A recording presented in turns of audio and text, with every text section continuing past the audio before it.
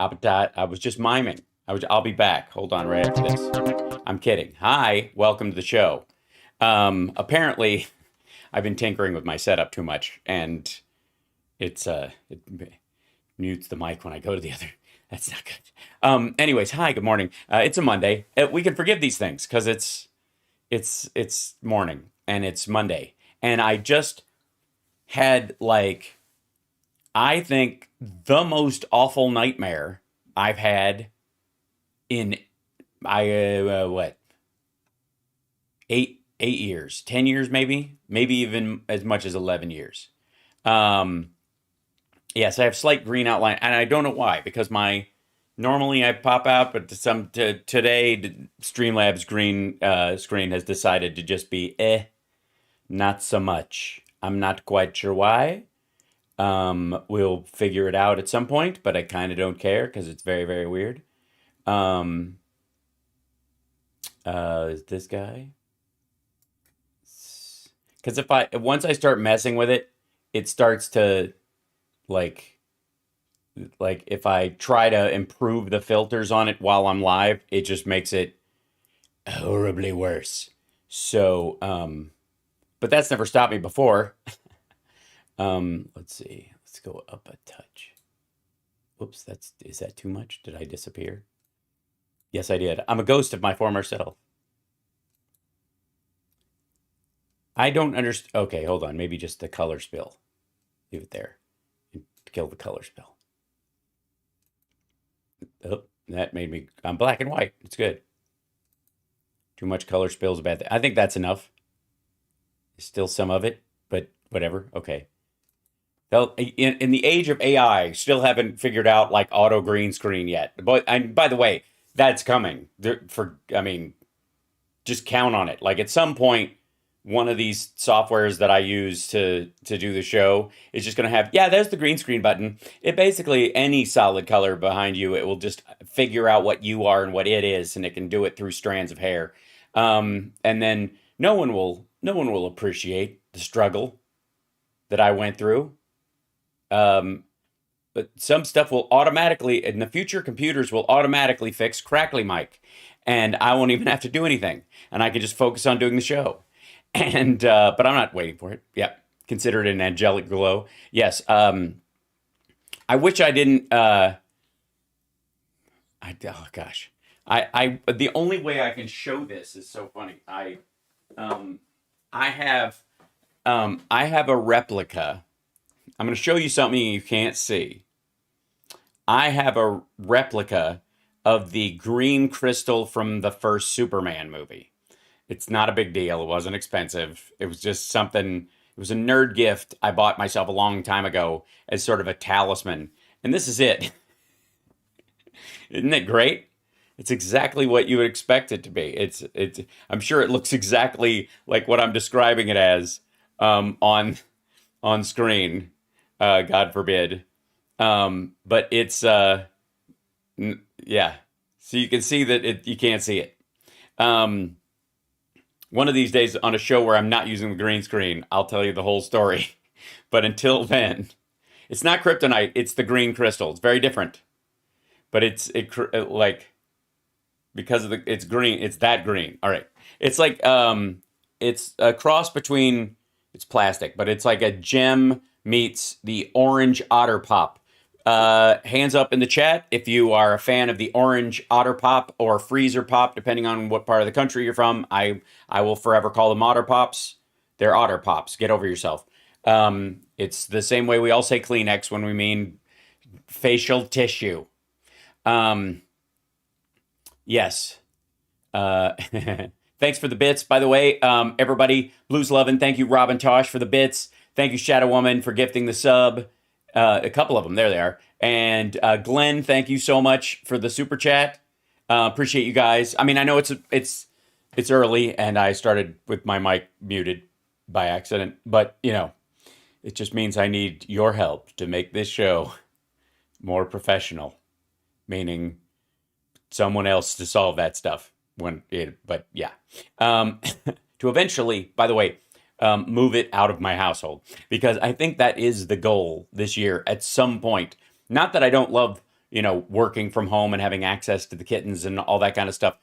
Um, but we don't wear shoes in the house, and that's a me guideline summer rule. Like, I'm good with it. Summer needs it, and I'm fine with that.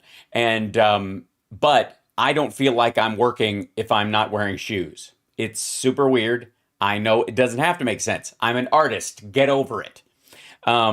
So as a performer, as somebody working, I just like, if I'm in my bare feet, like, I'm like, where's the beach? Why am I in my bare feet? Where are the hot coals?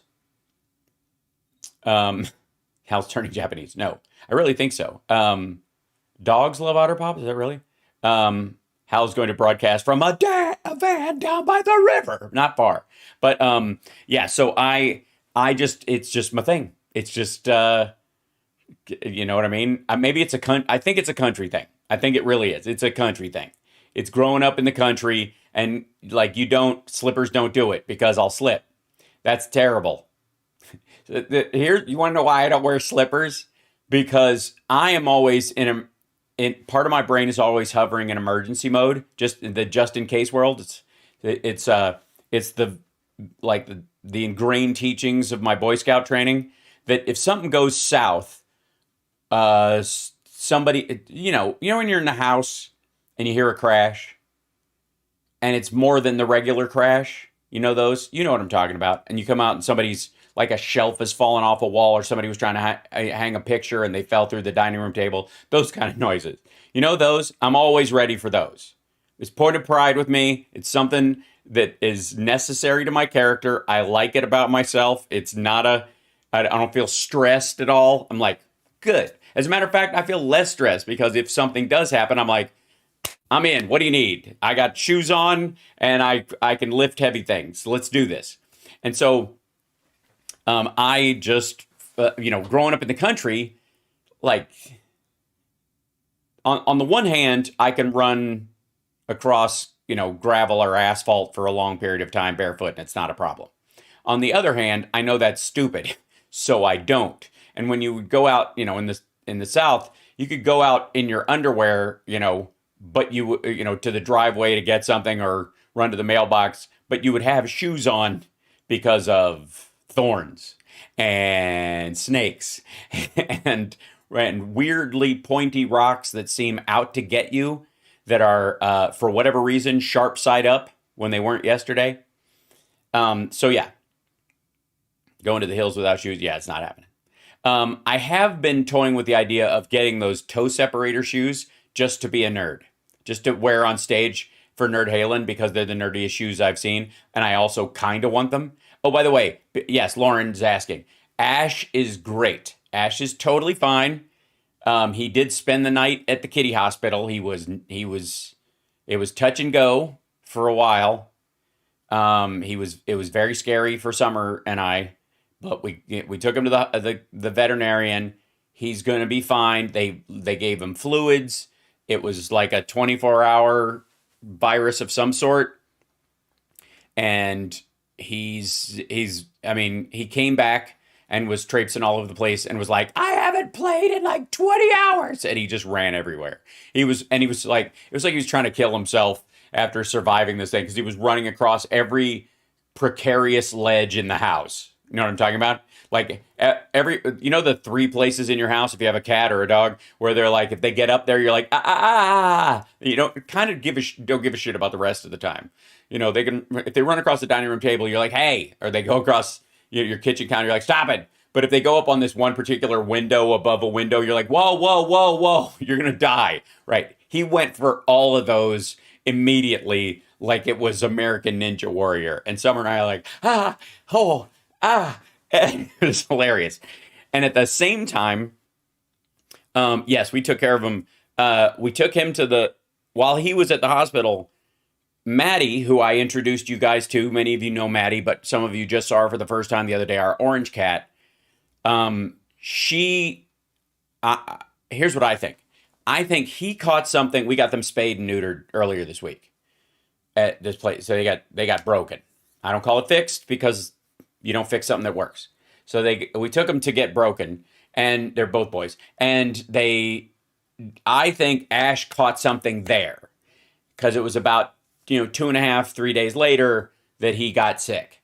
And I think he gave it to the other cats, but like Chip's too fat to care, and Chud's had everything, and Murphy stays away from everybody because he's a dick. So he didn't catch anything.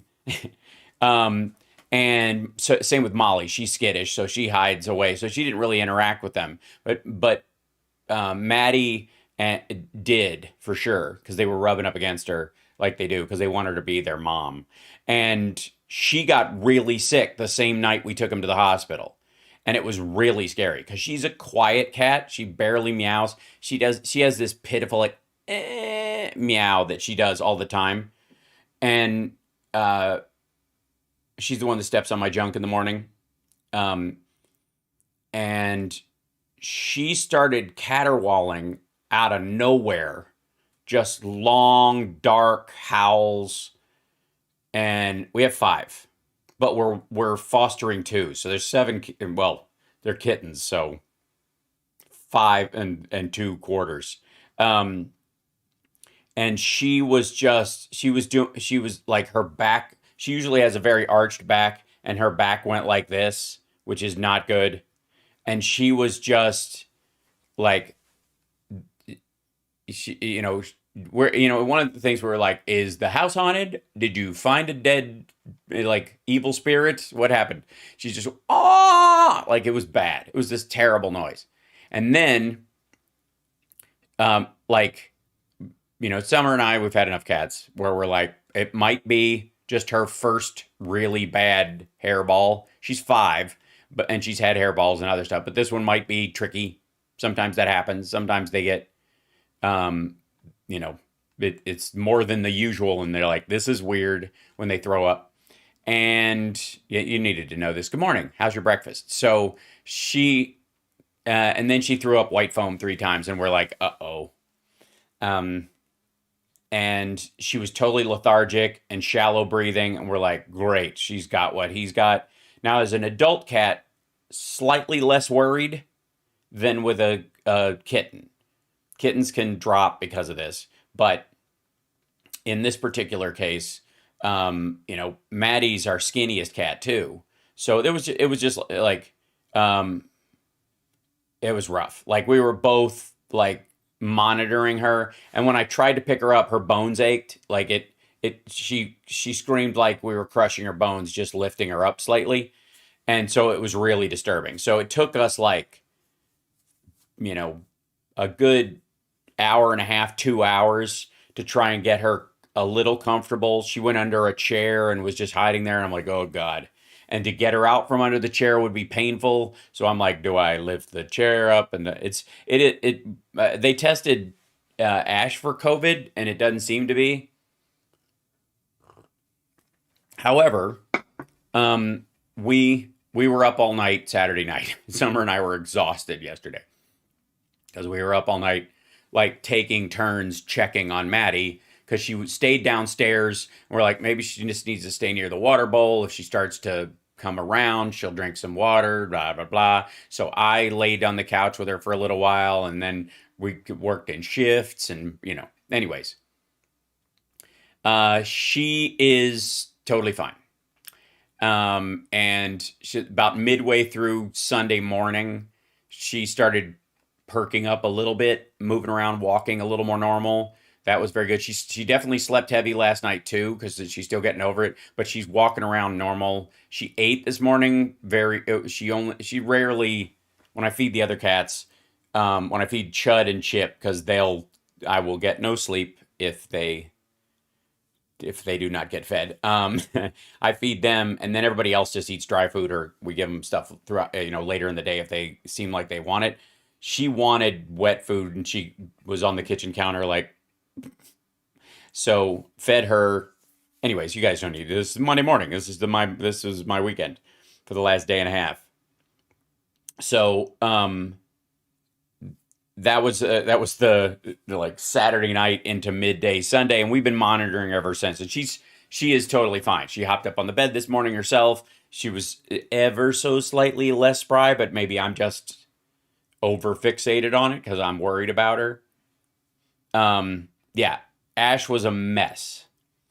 Oh, and so what about the nightmare? Well, the nightmare happened because I really like I woke up because Chip woke me up early and before my alarm, and I went back to bed for a little bit, and I will read slash tweet and then try to go back to sleep for like an hour, and I fell asleep for like 20 minutes, and just like I had a dream that like Chip was wailing like that, and his neck got broken, but it was just dislocated, and he was frozen, and I was holding him like he was scared stiff. No, and then I had to like reset his neck, and I mean, it was just so like I could feel all of it. And it's totally the last 24 hours, like worried about the cats or whatever, and it was awful. Like it was just, and like I could feel his fur in my hands. It was just ugh.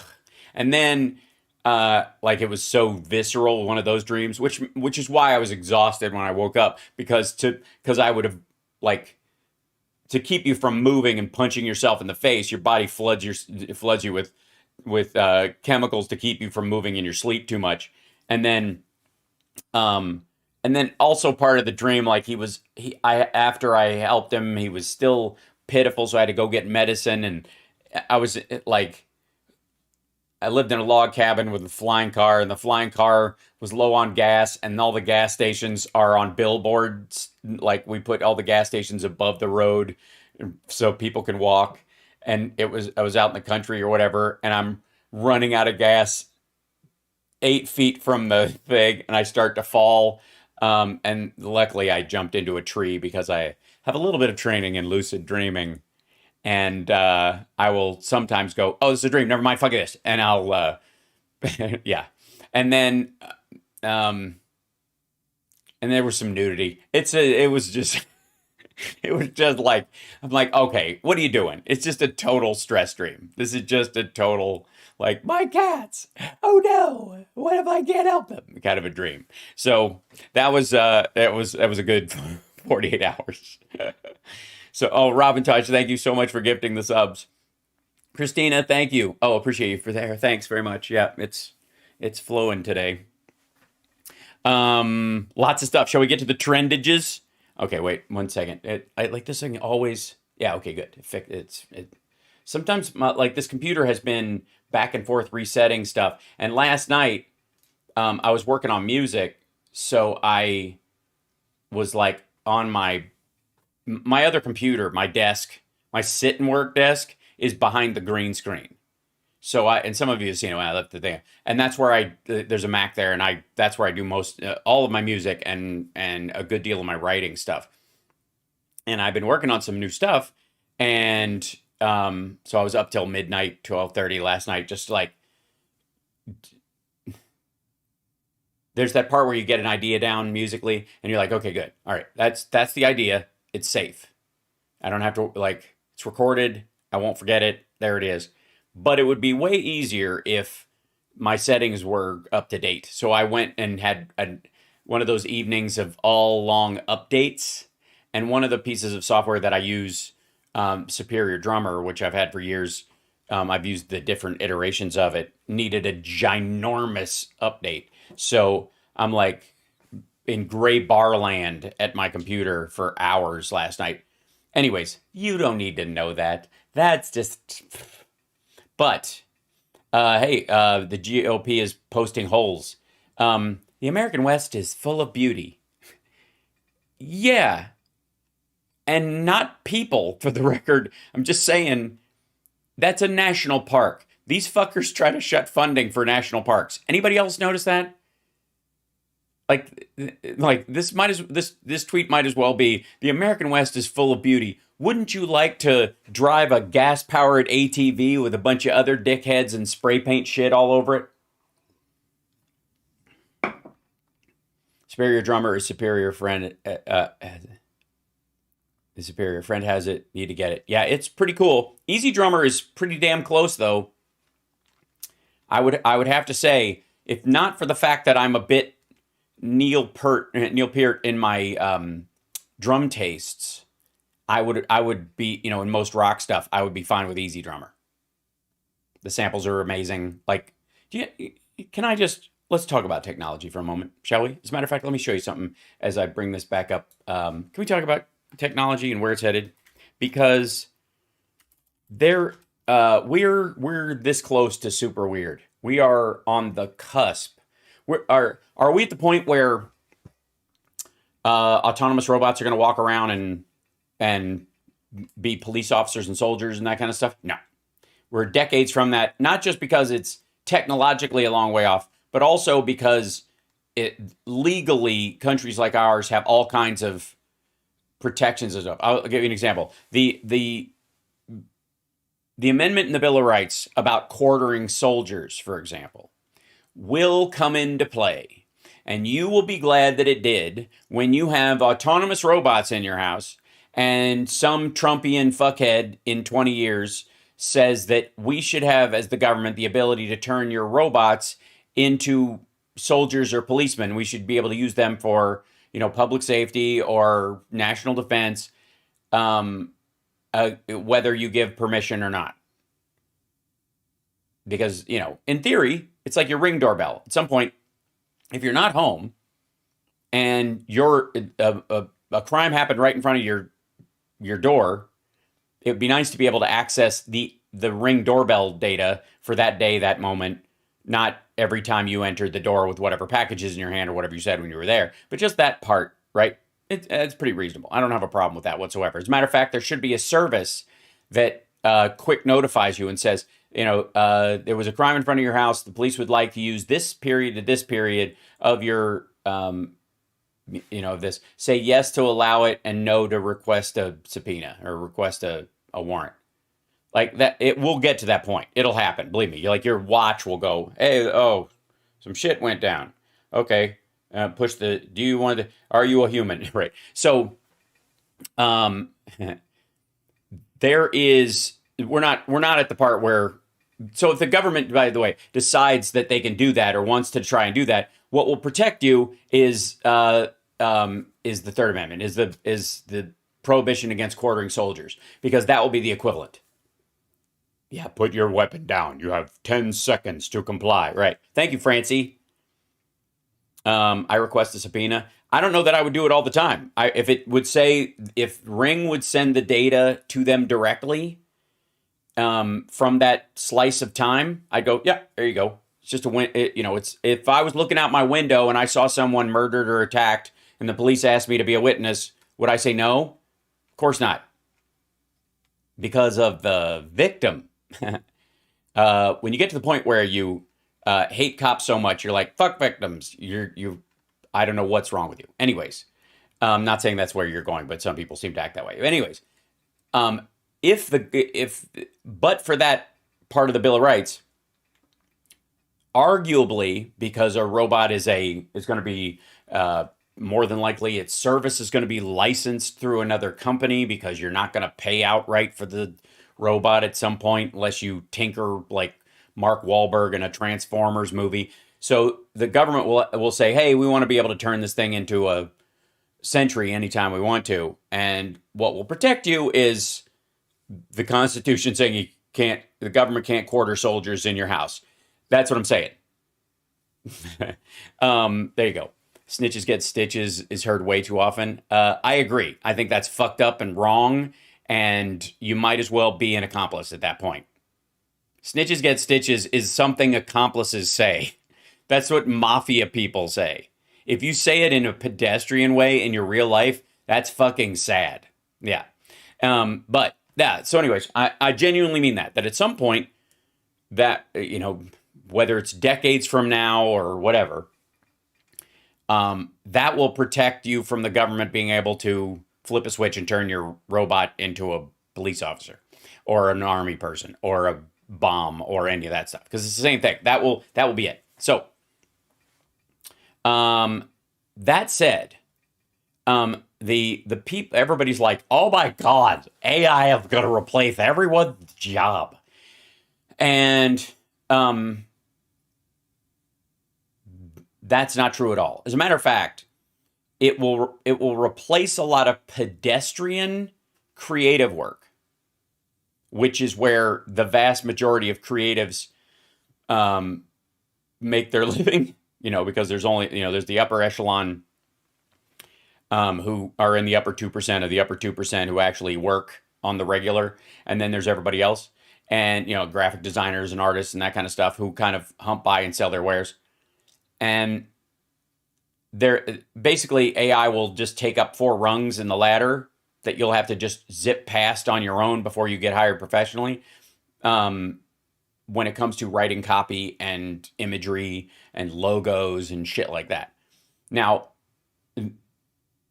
there's a new job being created in the creative world. I want to show you a website real quick. This is called Futurepedia. This is a website that aggregates, and I posted this on the Discord. This aggregates all of the current AIs available for people to use and how much they cost and what they're for. Playground AI is a free-to-use online AI image creator. Flicky create videos from scripts and blog posts. You're going to see a bunch of those on, by the way, you're seeing Flicky videos on YouTube already. If you hear a weirdly professional-sounding voice telling you a news story from overseas about something that is going on in Kuwait, whatever, that kind of stuff, it has been Google translated and put into Flicky, and then they just fill in with free and or stolen from foreign sources. Like China has a shit ton of clip art and stock footage that no one has the rights to. Did a slight story about this. Is weird. Yeah. This is a lot of what you're going to see that's kind of like, clickbait. The clickbait monetary world will be driven by this kind of content going forward because it's the only way it will work because it's not interesting. And what's going to happen is because of the rise of these things and because everybody from like lazy creators or corporations or people who are, I guess, opinionated yet hate people and are so introverted they don't want to talk to anyone, and foreign influence campaigns are all going to use these kind of things to basically create videos to steal to get ad rev and to manipulate the public. It's going to be all over the place. It already is. Which will mean, by the way, that folks like me who actually stand here and are a real person, allegedly, no, there'll be a premium on us, which is good. It'll separate that out because the people who are willing to commit to it, like I've been doing for the last couple of years, will still grow their audience and that kind of stuff because people want to see real people. And then the people who are just dicking around will fall into this category and ebb down and fall like that. Right. I knew Hal was an AI. Well, I am named after a computer, so I'm a little touchy about this whole thing. Okay. Funky bass line with a jazzy saxophone. Refusion. You can go there and it will make you just tell it what you want it to sound like and it will make funky bass line with a jazz saxophone. Right Sonic, Tome, like generative storytelling. I swear to God, like this is what's happening at Netflix right now. I think they're good. Like they just keep typing shit until they come up with something like, oh, that's weird. That's interesting. That interests me. And then they hand it to somebody and go, hire a writer, go make this. It's what it seems like. There's so much like, look at Bird Box and all those like, what if you can't smell? What if you can't hear? What if no one could see? What if the whole world was blind? But why would there anything be in color? What if all the, like all those weird Netflix mysteries? By the way, a reminder, Bird Box is Trump propaganda, posing as left-leaning fodder. I did a huge breakdown, and it's embarrassing. Anyways, Codium will code your app for you. Remember all those people? Remember the right wingers who were like, yelling at like lefties learning poetry and going, learn to code, #learn to code. That was remember that? That was their fallback. That was their dunk, even though none of them code. learn to code, which is it translated into the crypto have fun being poor. Same people. So, by the way, same people don't code and also lost their shit on crypto. Pretty funny, I think, personally. So I want to create an app, but I have no clue how. Well, there you go. That's right. Well, don't code an app, idiot. Right. Well, there's the thing is, if you want to have you have an idea for an app and a service, you can a lot of app designers or people who would design an app theoretically, because they don't code, wouldn't. Right? They like, I know what it would look like. I know what it does. I know what kind of information it would aggregate for the user. I know what kind of prompts it would bring up. I think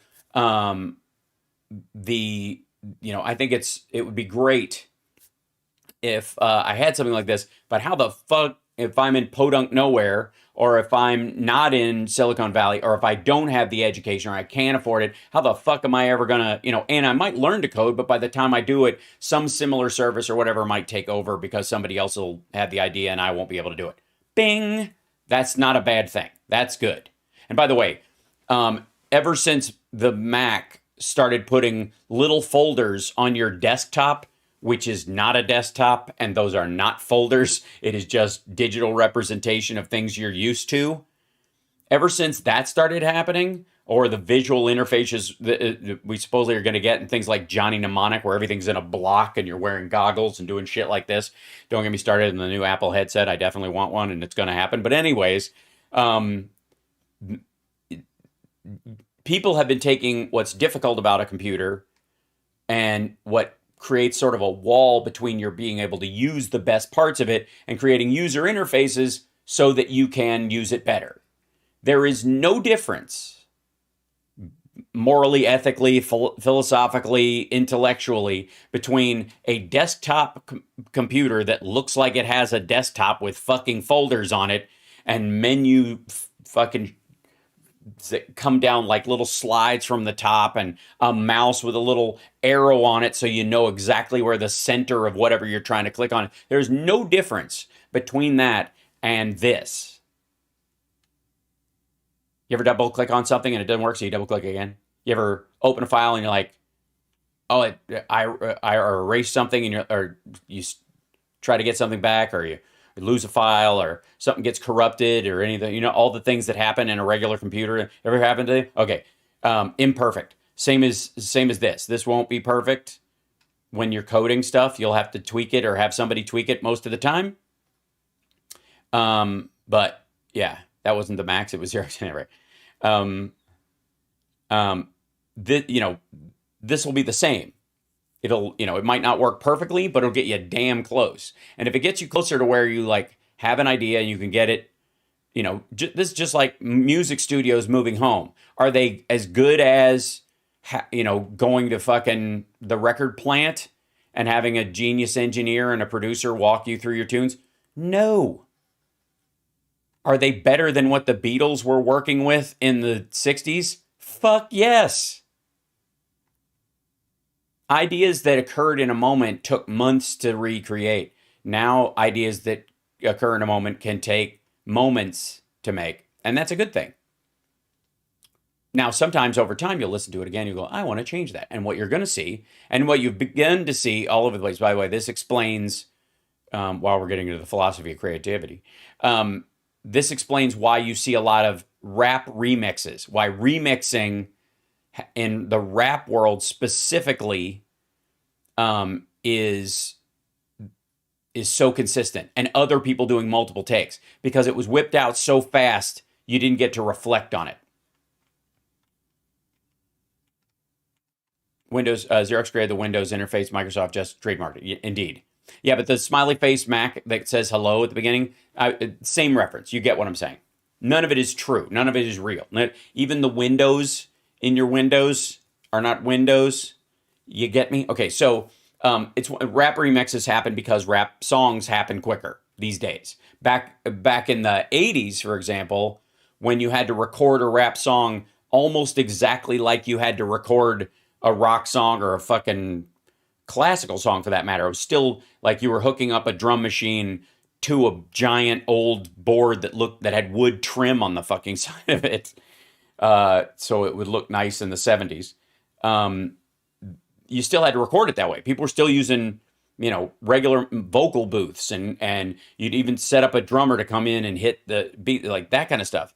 Yeah, 80s, well, and the 90s too. But as it got easier and people could crank out songs on their laptop, people also haven't reflected as much on the mix. They don't wait and listen to it. There's not, the period of A&R looking over it again. And sometimes that's good because some songs are just magic. And sometimes it's terrible because you miss the thing that could have changed it. And what I like for the better, in which, Everybody Wants to Rule the World, the Tears for Fears song, which we all love, was originally Everybody Wants to Run the World. And had they just been, cranking it out themselves, that's how we would know it, and it never would have been as good. Mixing and mastering are gone now. No, well, not quite, because there's still people who will clean it up for you. You get it as close as you can. But, again, it's a more refined capability. Never mind. The point is that all of this stuff is just another natural step in user interface. That's all it is. So that regular people can use a computer instead of just the text. And that's awesome. Folks run AI-driven isotope plugins to mix and master. It's true. There are a few. I have a couple of plugins that sound like Bob Rock's mixing or whatever, that kind of stuff. It's good to start, but ultimately, if I had the ability to have him do it, I'd jump at the fucking chance. But because there's only one of him, and it's prohibitively expensive for most musicians, having the ability to go close to that even is a fucking miracle. Yeah. I was 70s PPS wood trim. It is nice. It fits in. It matches your stereo, doesn't it? And the carpet. Do you have a shag carpet? Of course you have a shag carpet. If you have a 70s PP, of course you have a shag carpet. Okay, so Andy is, by the way, this is a search for the next generation using generation AI. So Google is going to switch out you typing stuff into Google, where you Google it and choose from a bunch of sources to a chat GPT-like system, where it'll talk to you. What are you looking for? And you'll go this, and it'll give you some options, and you'll go, no, more like this. And you'll talk in a conversational way with it, and it'll go, oh, okay, I see what you mean. You meant just from this month? Okay, yeah, here you go. And it'll be much better than it trying to figure out what the fuck. It'll be chat-based and language-based, as opposed to grabbing the computer's algorithm, grabbing onto whatever word it thinks is most important. Shagger tile. No, we don't make people choose. We're not here to yuck anybody's yum. Here you go. Create AI videos by simply typing in text. Easy to use, cheap, and scalable. It's a paid thing. Moobert, that's a great name. The new royalty-free music ecosystem for content creators, because it makes music that nobody's made. By the way, this is... musicians are like, oh my God, computers are going to make songs. If you write songs that are to be sung or played specifically by a person live in some situation because it's an example of skill, it's like, I got news for you. You can watch the NFL by just setting, Madden on autoplay. Is it fun? No. So you know who's doomed? And I'm sorry if you're watching the show right now, you're in big trouble. Elevator music people. Elevator music generators. I'm sorry. Those weird little groups of musicians in Eastern European countries that create knockoff music versions of songs under the table to be played in elevators. You're fucked. Because all of this shit is just making elevator music by the billions of bits. That's what this is. Everything, I've checked out a bunch of these, and basically it's like, yep, this would be a great way to make elevator music. And as far as the yeah, but one day it'll be indistinguishable. Until you want to see it live, because people are people. You want to do stuff. there's so many people who are like, I don't know, this will be amazing. Like there's gonna be like at some point, there's gonna be a band 15, 20 years from now, no shit, calling themselves Milli Vanilli 2.0 Beta. And what they're gonna do is take the greatest AI hits put out by the computers that sound like real songs and perform them live for real people. And they'll kill. They'll fill entire stadiums. And then people will go, I want to hear your songs. And then they'll put out an album, and then there'll be an amazing like controversy. Did they really write it? Because it's, it sounds like their other stuff, or did they have the computer write it and blah, blah, blah. Like, yeah. Kraftwerk already did this. Yeah, in some ways. Well, I mean, like who was it? There was a prog metal band that just plugged in time signatures and chord changes and had the computer randomize them, and then they play them live. Deja Vu, yeah. Pitch it. I'm going to be in it. What are you talking about? I'm going to be the lead singer, and I'll be in a tube of goo as I'm, growing a new body. When I've got, I'll be like 80 years old, but like my face will look, 50. But I'm growing a brand new body, and they've got a modesty screen in front of it for 8 years, and then they can double it. So I'm 18, 20 years old. After about 9 years, you can walk around with your body. Yeah. It's going to happen.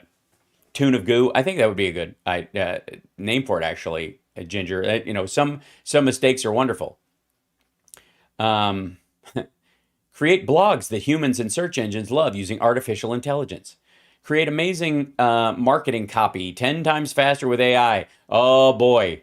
Like everybody at university studying marketing and advertising just went, fuck, and threw their papers in the air. Can you imagine the parents like, look, I know you wanted to go into law or, marketing and sales, but those are dying industries. Have you thought about an OnlyFans? Right? Happy accidents. That's right. Wolfram Alpha has been around for a long time. And now it's got an AI version, which is fucking crazy. Here's Midjourney. So I put up Midjourney on the Discord for our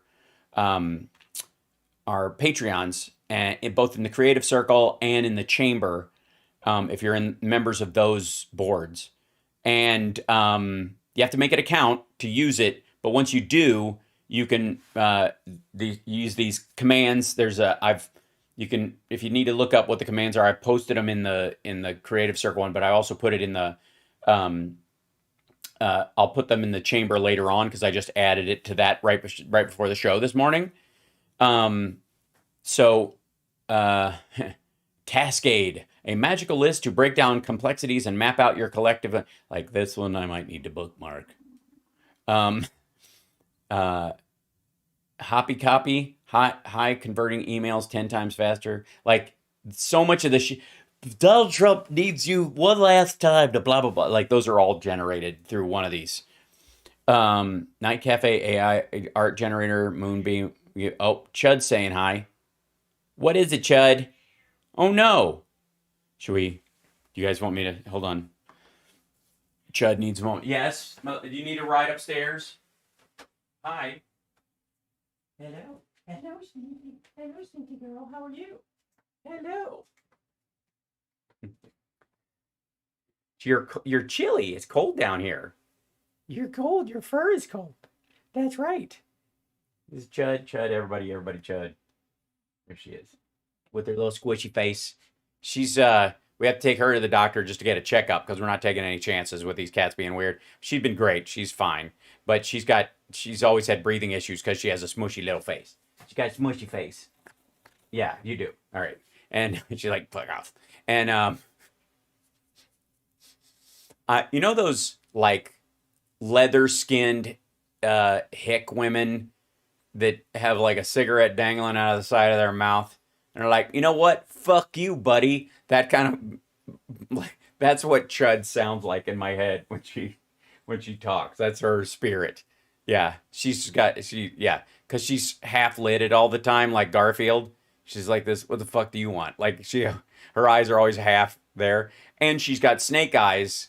Like her eyes are very like sharp slits, so she looks very like rough, but at the same time she's all cuddly, like because I'm fairly sure she's a gopher at this point. I don't know that this is a cat, but we love Chud. She's the Ruth Gordon of cats. Don't talk about it. Oh, leave an old lady to poop and then have to walk up a flight of stairs. Get out of here, you horse's ass. I'll be right back. Take her upstairs.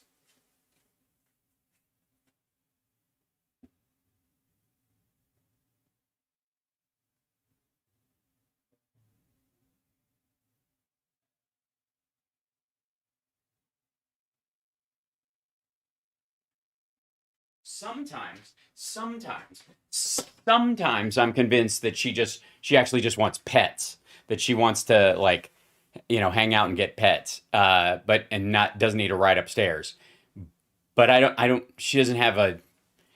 Her response is always the same. It's not like her meow changes. Like, oh, that's the long meow. She wants to hang out. Oh, that's the short meow. She's like, get out of here. Give me a ride upstairs. You son of a bitch, you.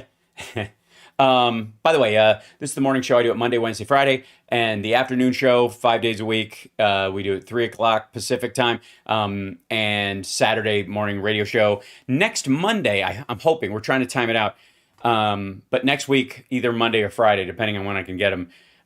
Serpent ZA and Lao Y86 have agreed to come on the show to talk China, and some of you might know who they are because I've referenced them over the years a few times. Some of you don't, so I'd like to introduce them to you.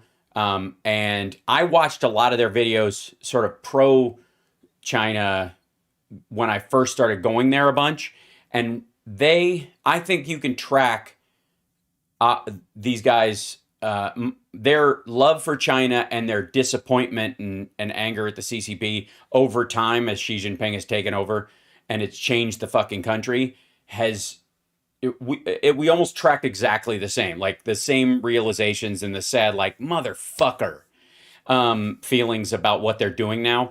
Because basically, right about the time you're falling in love with the country and you want to introduce people to it and stuff, this asshole comes in and turns it into a dystopian North Korean nightmare and puts it on a bullet train to like debt slavery. It's fucking bad. So, anyways, when I talk about China sometimes because I'm by myself on the show and I mean, yeah, I speak Chinese and people know stuff about me, but they'll kind of like, well, China, where are you? You're in Las Vegas. How would you know?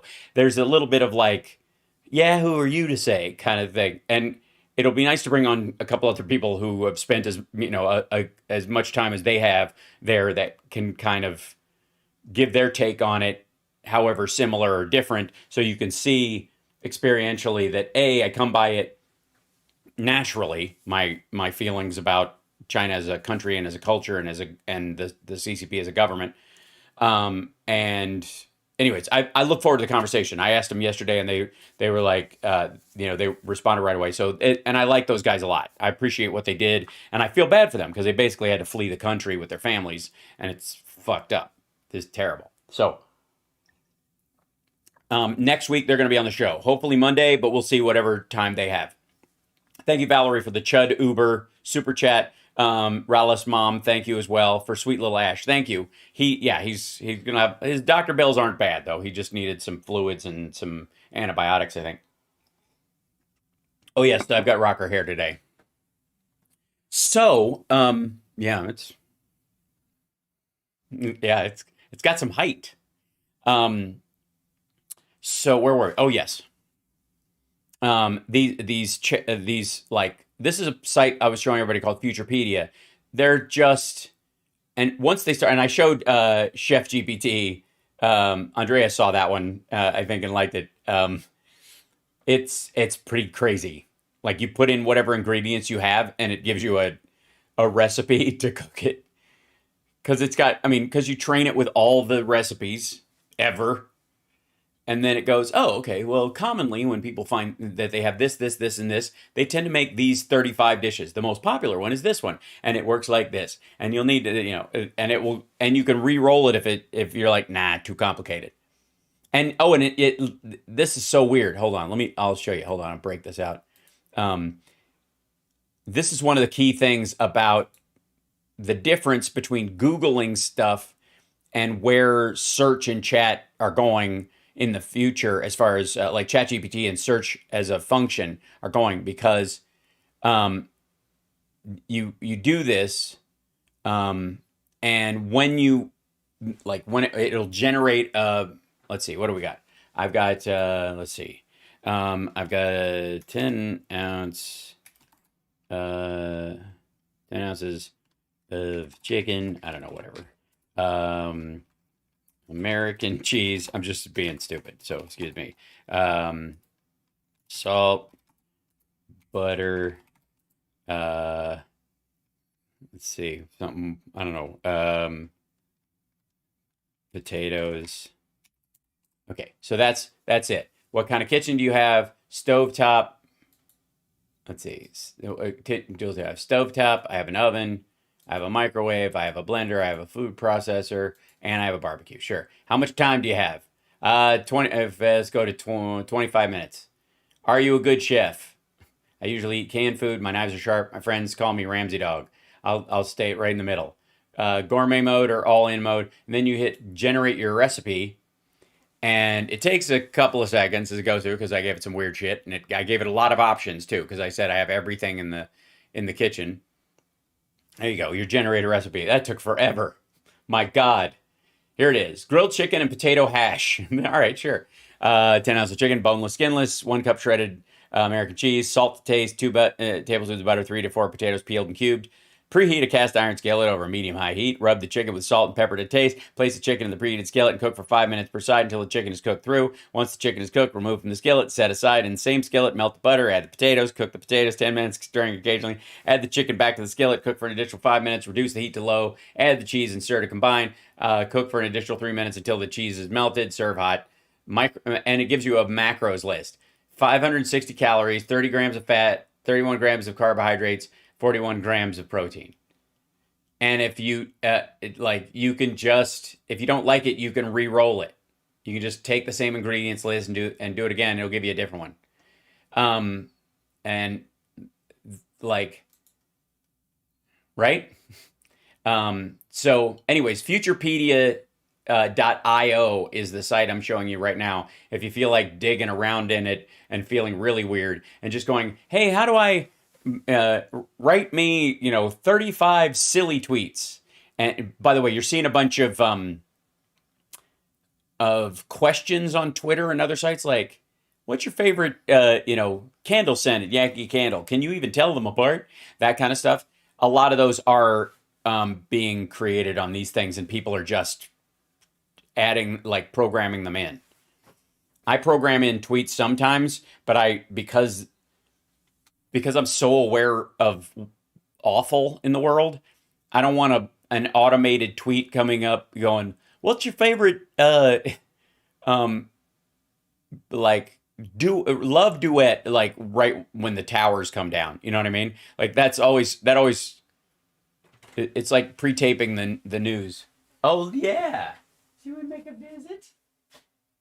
Hi, what's up, buddy? Look, everybody, hold on, wait. We got it. Ladies and gentlemen, this is Ash. How you doing, buddy? You okay? He's doing fine. He's way better. Look at him. He's like, what can I climb? What can I destroy? I will. Yeah. Hi. Yeah, I know. You want to run around and chew things. That's probably how you got in trouble in the first place, buddy. He's a kitten. Hold on. Ow. Gosh, that was a good one. Will you calm down? Okay, here you go. I'm giving him back to you. Because he's probably got a poo. No, they're just being crazy.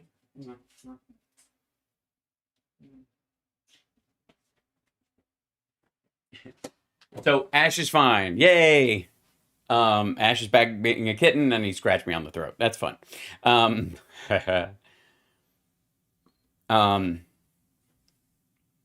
This is the weird thing. Okay, Alice is an AI generated influencer. New photo of her gets posted every 15 minutes. So this there's an image generator and a chat bot associated with this, and it makes this person like, hey, I'm vacationing, and then like, do you ever wonder what your purpose in the world is? And it's like all aimed at the psychological gap in like early 20 something, late teens brains to kind of get right past the sensors and get them to react. Yeah. Superhuman, an AI powered email inbox claims to automatically sort important emails. That's lovely. Please, yes. I'm sure it's got to ask you some questions, but there you go.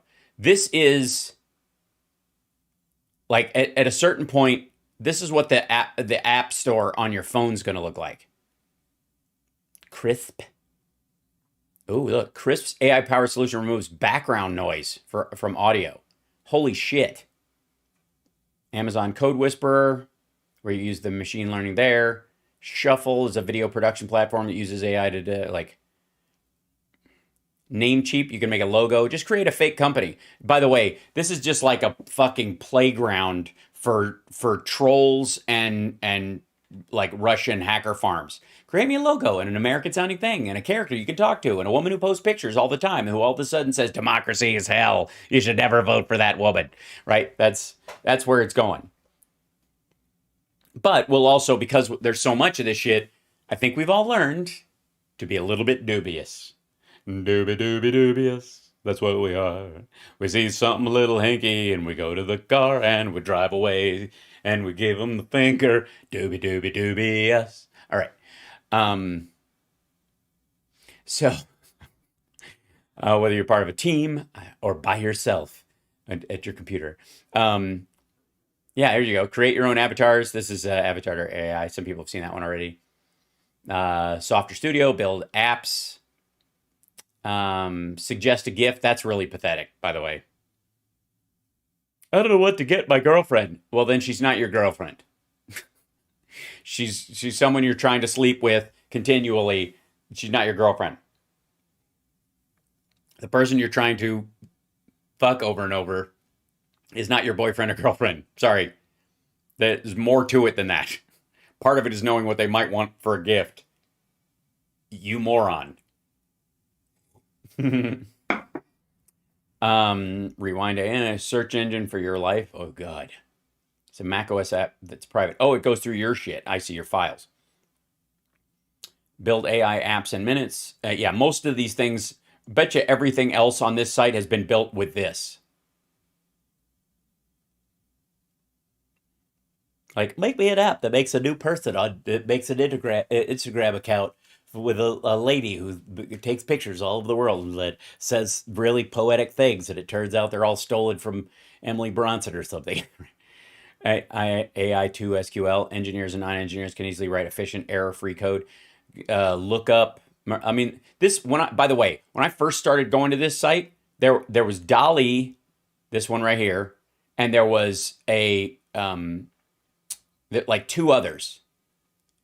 Look at this. Look at this. Matter like this site's been live a couple of months maybe, or at least been generating this. Look at this shit. Like, be your best self. Never run out of things to talk about. Your powered dating assistant. Oh my God. Oh fuck. Like it's like this is like Roxanne, except it's instead of Cyrano, it's a CD Bales. It's a fucking app. What? Can you please? I don't stop looking at your phone or take your AirPods out when you're talking to me. Why? Is it because you are getting close to your birthday? She's wearing a blue sweater. I understand that blue thread feels softer than perhaps other forms of thread, according to studies. Uh-huh. It's Cyrano Beta 2.0. Motherfucker! That's a brilliant idea for a screenplay. I know, Playing Doodle. I know. I just wrote it in my head right in front of you. Um, yeah. Super creator. Yeah. Calm the fuck down. Create an original video script from an article you wrote online. Shakespeare is an AI copyright software able to create almost any. Uh, yeah, whatever. Mind Grasp creates notes and answers questions. Ooh. Copy page lander. Dreamhouse, an interior design tool that redesigns your home, places virtual. Oh God. Flying. Oh yeah, flying dogs. The other Dolly kind of thing. Recipes by AI. Not nearly as good as Chef GPT, dummy. Chef GPT is the shit. What a genius name. Well, Whelp is an AI-powered omni-channel customer service automation tool. Yeah, all it does is like, I'm having trouble. Okay, I'm caught. There's a storm, and it's like I had a rental car, and you guys were supposed to have the keys delivered to me, but you didn't. And you haven't. No one has even returned my phone call, and it just goes, well, I guess sucks to be you. Then it's like the laziest chatbot in the fucking world. That would be so great. Like it's the first AI bot that doesn't give a fuck. Well, sounds bad. Bet it's cold. I wouldn't know. I don't feel cold. What's cold like? Oh God. So, oh my God. AI obituary maker by empathy, creating a meaningful tribute to you. Oh fucking hell.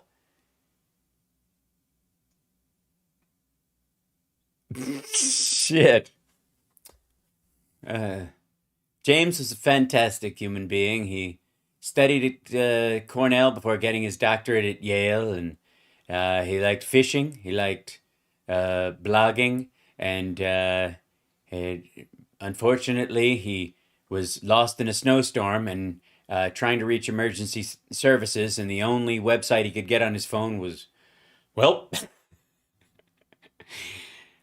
here lies James, dead as fuck.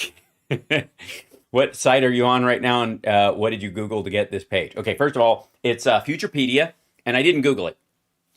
I was reading articles on ChatGPT and the whole like, is your job going to be replaced by a computer? Those things like over the last few months, and this is one of the first things that came up. They were like, this has been the better aggregate site. Well, this is a couple of these are scary. Blackify, bring your campaign to life. Text-to-speech software with over 800 voices in 90 languages. It's a pay thing. So text, you type it in, it's got a bunch of voices. Blackify.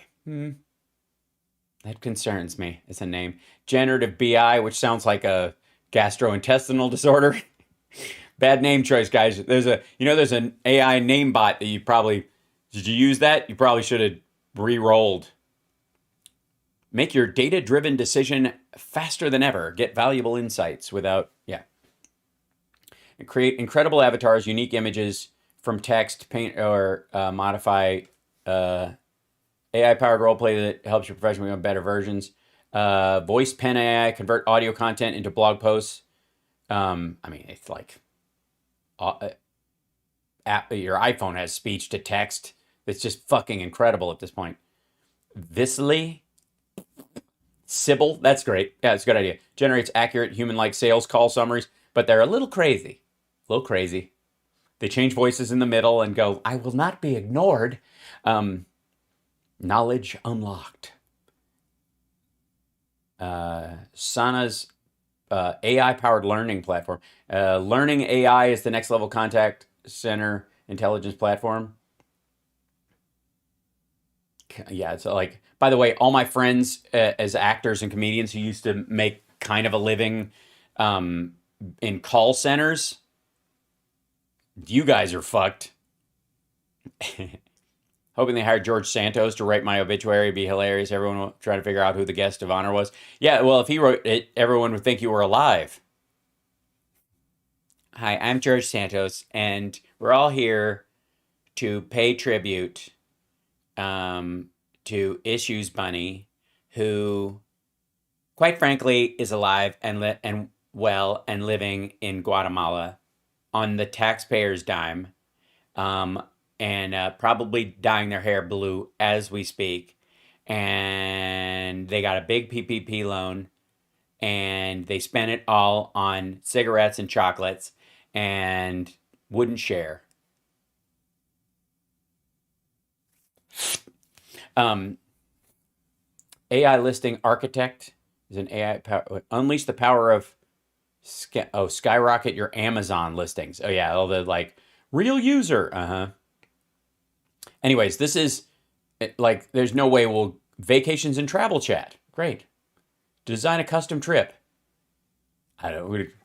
What's a what do you think, Sarge? Well, I mean, a cliff that big and no skid marks. It looks intentional. But it's very possible it could have been another one of these AI trips in a self-driving car. Because if the computer decides it doesn't like you, Thelma and Louise, I'm just saying.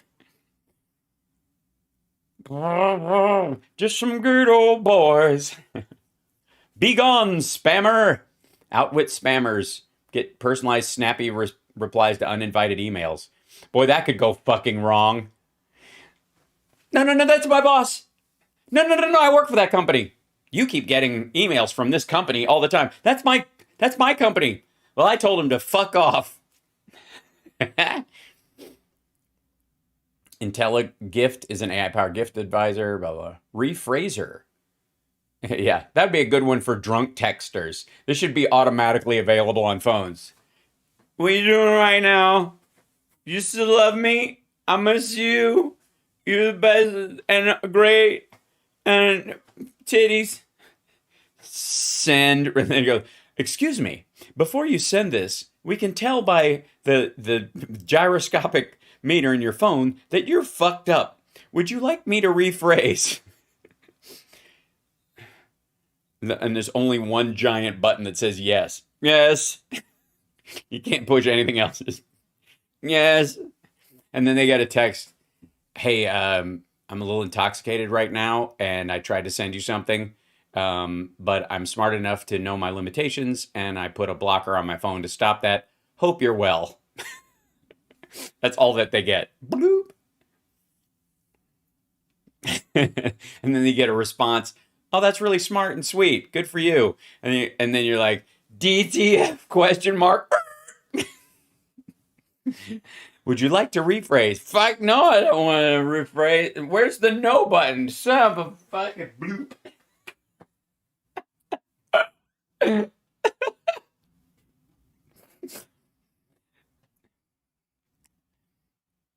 Rephraser sounds like the weakest Judas Priest song ever. Rephraser! Right. All right. Jibe with? Hey, do you jibe with it? Transform your social media strategy with the power of AI, man. Does it jive with what you're doing? Huh? Genmo, Stock GPT. There you go. I don't know. I put all my money in this account. I don't know. It seems to. I don't. Your Honor, I don't know. I don't know. I had $100. I was fucking around. I saw this website. It was $12. That left me with 88. Yeah, 88. I'm not good with math. That's why I only had $100. I put it in there. I don't know why I haven't paid taxes on $1 billion. I didn't mean to be no one told me I was a billionaire. I've been asleep. It's been a half an hour.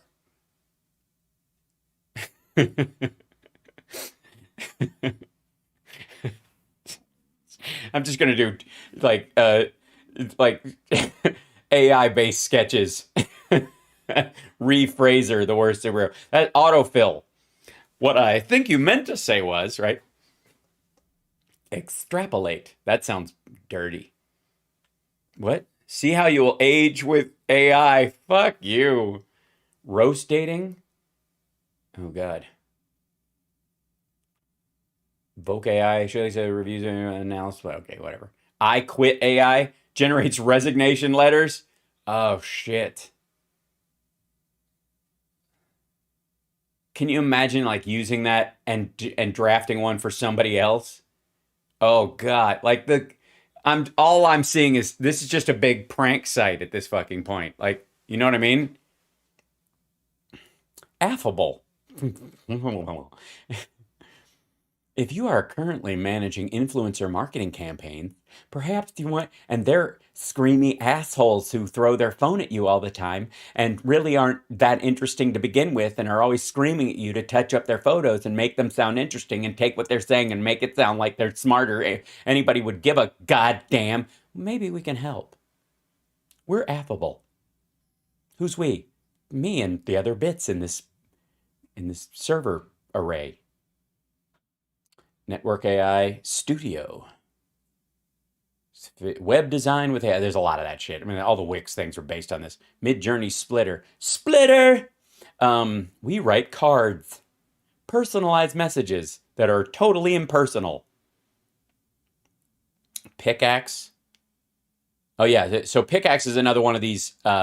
You can make an AI tool like this, which is why you're seeing this cascade. So remember, one of the big fears, and I think they best showed it in the Tribbles episode of Star Trek, was the idea that computers will eventually create robots, put themselves in them, and then the robots will build robots and perpetually just make and make and make and make and make and make and make them until we're outnumbered, and there's no reason for them to stop. So until they just run out of resources or something like that. Yeah, so that's the big fear and Pickaxe is effectively like allows you to create AI tools powered by AI. Well, how about I create an app from Pickaxe that creates AI generated tools based on whatever criteria is trending on Twitter. Can you imagine the horror? Yeah, that's Skynet, exactly. Feeds prompt, clips. And by the way, you should be very grateful, by the way, that ChatGPT and all this shit is coming up and all the silliness that's coming from it, because nothing will convince, if they haven't watched War Games and know that, Womp isn't trustworthy, that you can't trust Joshua to make those kind of decisions. You sure as fuck know now. I mean, we were telling cautionary tales of AI run amok in the 80s, and you fuckers never listened to us. But now, I think in watching all these things, everybody's like, yeah, that's cute. But at a certain point, there's got to be a wall around this shit. It was Whopper. Womp was the other one. Womp was the spoof version, right? Because it didn't work. Whatever movie that was. Yeah, Whopper. Thank you. Mr. McKittrick, after careful consideration, I have come to the determination that your new defense system sucks. My favorite line in War Games. Legalese decoder. Simplify everyday jargons and legalese instantly. Designed to take a legal. I wonder. And by the way, eventually it's going to draft legal opinions for you too. Lawyers, you're fucked. Tweet me, the AI tweet writer that writes like you. Eek. Mine would just go fuckity fuckity boo fuckity who fucking maggots fuckity fuck you all day long. Oh god, that's funny. Vowel AI. Automated meeting summaries. Use the power of AI to save time. Skim it. Get an AI summary of your article delivered to your inbox. I've seen a bunch of those. Yeah, just remove all the nuance and just give me the details so that I will get the entire thing wrong. Kick resume. I mean, this just goes on. Look at this. I'm telling you, there were 4 of these fucking things on here a month and a half ago. On and on and on. Patent Pal. All My Face is a skincare app and guide to perfect skin. Anyways, this, like, if you ever want to look at these things and dive into a fucking rabbit hole, here it is. At some point, they're going to have to, like, start categorizing this shit because it's getting a little nutty. I know. I'll create an AI app that categorizes all the AI apps on Futurepedia into a readable website. I'm going to do that this afternoon. I'm such an asshole. Okay, here we go. AI roguelite, world's first RPG in which all entities are AI generated and all games are. Oh, great. So a game no one plays. Terrific. Just what Joshua ordered. Steno, your favorite podcasts, fully transcribed. Discover, reference, and read along with them. Explain this. A Chrome extension that can explain concepts to you in plain language. Oh, dear. Written by a QAnon. I'm kidding. Interior design. Like, this is fucking on and on. Nostalgia photo. Oh, this is the one that takes old photos and makes them look new. Fucking wild. Yeah, there's artsy, all these kind of, yeah. Deep motion animated 3D lets you turn videos into 3D animations. Good Lord.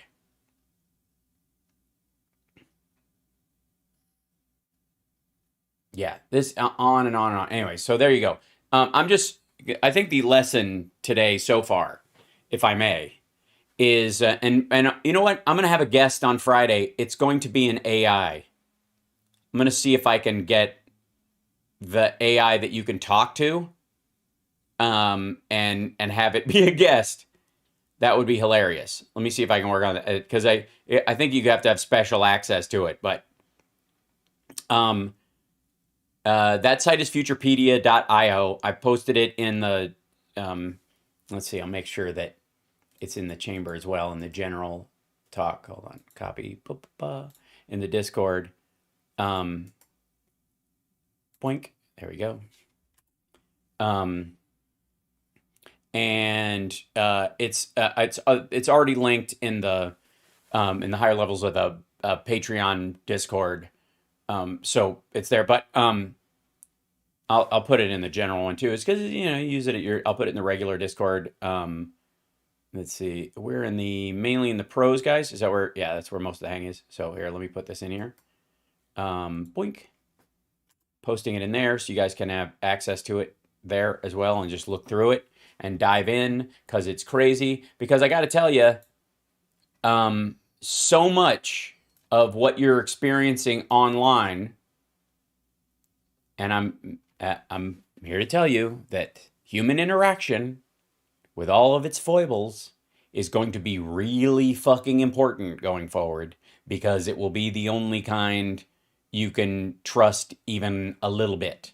You could never know someone through their avatar only online anyways. Just understand that. And no one should ever get offended if they feel like they can't tell what you're saying or they misread what you're saying online, no matter how long you've known them. Because unless, maybe if you video chat with them or Zoom with them a lot and you've gotten to know them that way, but anything that's done through, through text or even voice at some point, like, just understand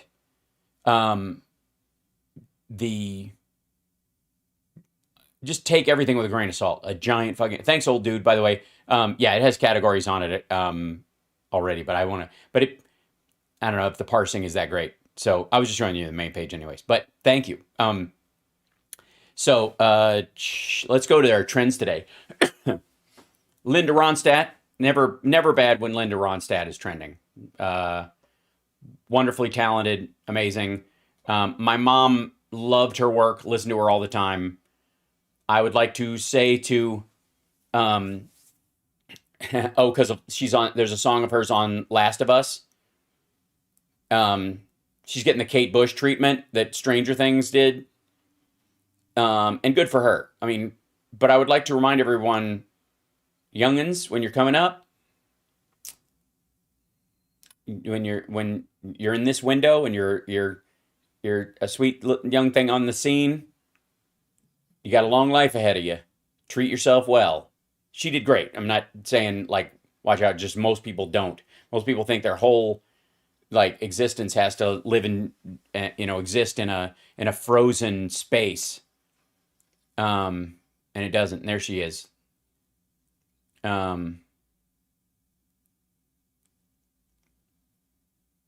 Yeah, she has Parkinson's, so she cannot sing anymore. And so when you have the gifts you have, may you have been fortunate enough and driven enough to get it down during that time. Get it to where people can look back on it and go, "Oh my God, wonderful." So Epic Times is trending, always concerning because they're very odd, based on truth and tradition. Um, and here's the Epic Times China Insider. The Epic Times goes after uh, like it's very strange. It seems like they play both sides of the fence on purpose, whatever country they're in. In spite of COVID vaccine, please watch and share this important interview. The vaccine injured need to be seen. Or the Epic Times video. Fucking hell. Yeah, of course. Yeah, everybody's like, look who funds the Epic Times. Yeah, he doesn't care. Yeah, they think we're stupid. Zero H. All right. Yeah, massive fire destroys commercial egg farm belonging to top U.S. They think we're stupid. Yes. Yeah, right. Um, you bellyache about China on the regular, but share Epic Times. Yeah, it's anytime somebody like there's a couple people that like because the Epic Times is trying to expand. It's think Chinese intelligence run Lyndon LaRouche info campaign, right? Yeah, yeah.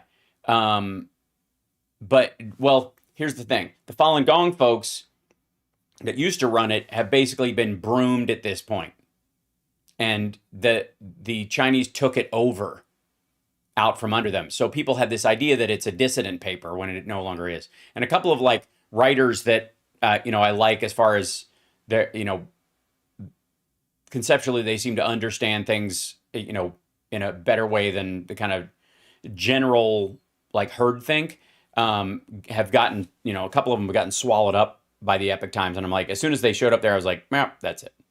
Yeah, you weren't wrong, Flang Doodle, in the beginning, but it has they basically and that's what you do. I mean, it's what China does, what Russia does. It really is the methodology. Find something, you know instead of fighting liberalism, create something that defends liberalism for a while and then pulls the rug.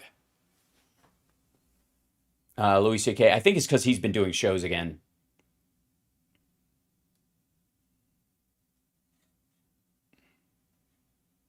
Because he doesn't share my politics. It's more that he committed crimes, sex crimes against others. Yeah.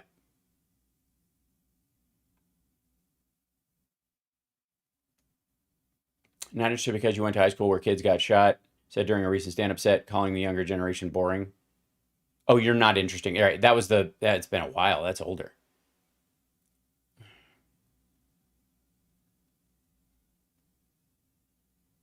Okay, so yeah, he sold out Madison Square Garden. Not surprising at all. And Joe Rogan is helping boost that. By the way, he was on Rogan selling tickets. Um, I would like to remind everyone that that's how Dice ended up selling Madison Square Garden. He didn't sell Madison Square Garden before people went after him. He sold it after. He sold it out after.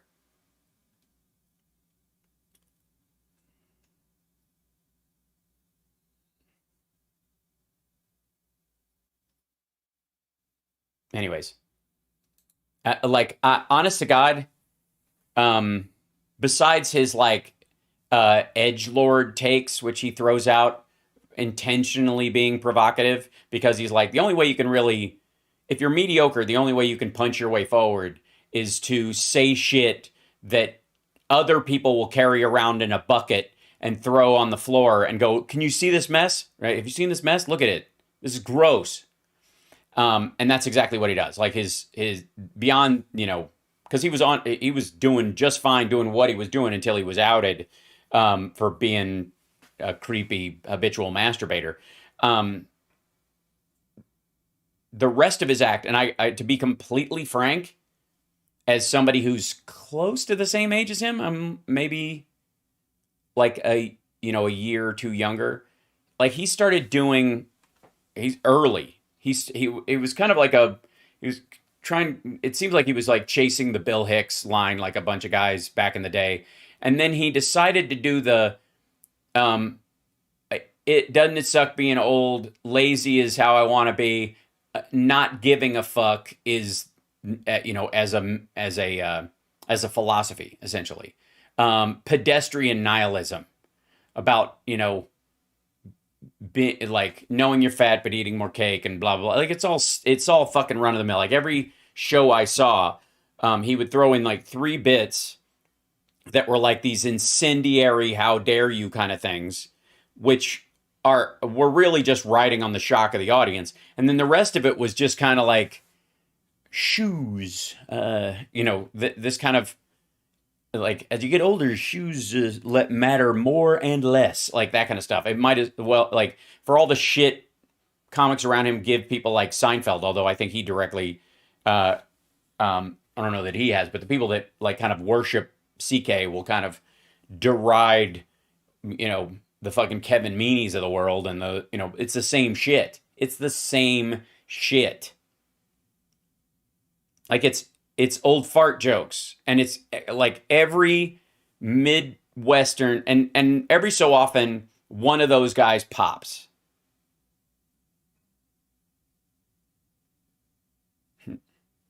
Who cares what house that likes to smoke weed, bro? Um, well, I don't like weed, so there you go. I guess that's where we run around. Okay, but Trump, thank God it's not about or the plea deal, right? Okay. Um, yeah, he's been saying a bunch of like he's scared that being out of those little videos he's been posting. He's been very nervous lately. Um, I'm sticking. I'm in sticking with Trump. Double exclamation point. I like DeSantis, but Trump has my vote. In sticking. Um,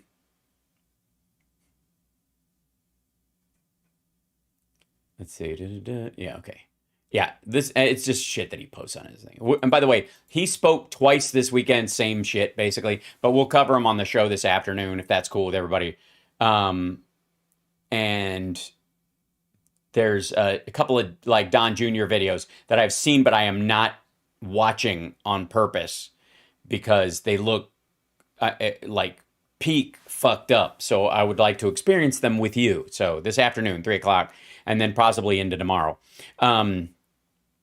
Mississippi Burning, of course, is probably related to the movie and the story and and Gene Hackman, of course. It's because of the many movies, because he's 93, bless his heart. Oh my God. I suppose I see myself as a serious artist and felt right to do something historical and important. It was an extremely intense experience. Yeah, no doubt.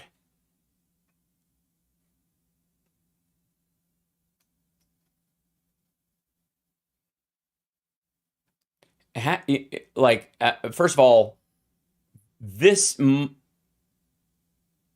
it might be the greatest scene of his life.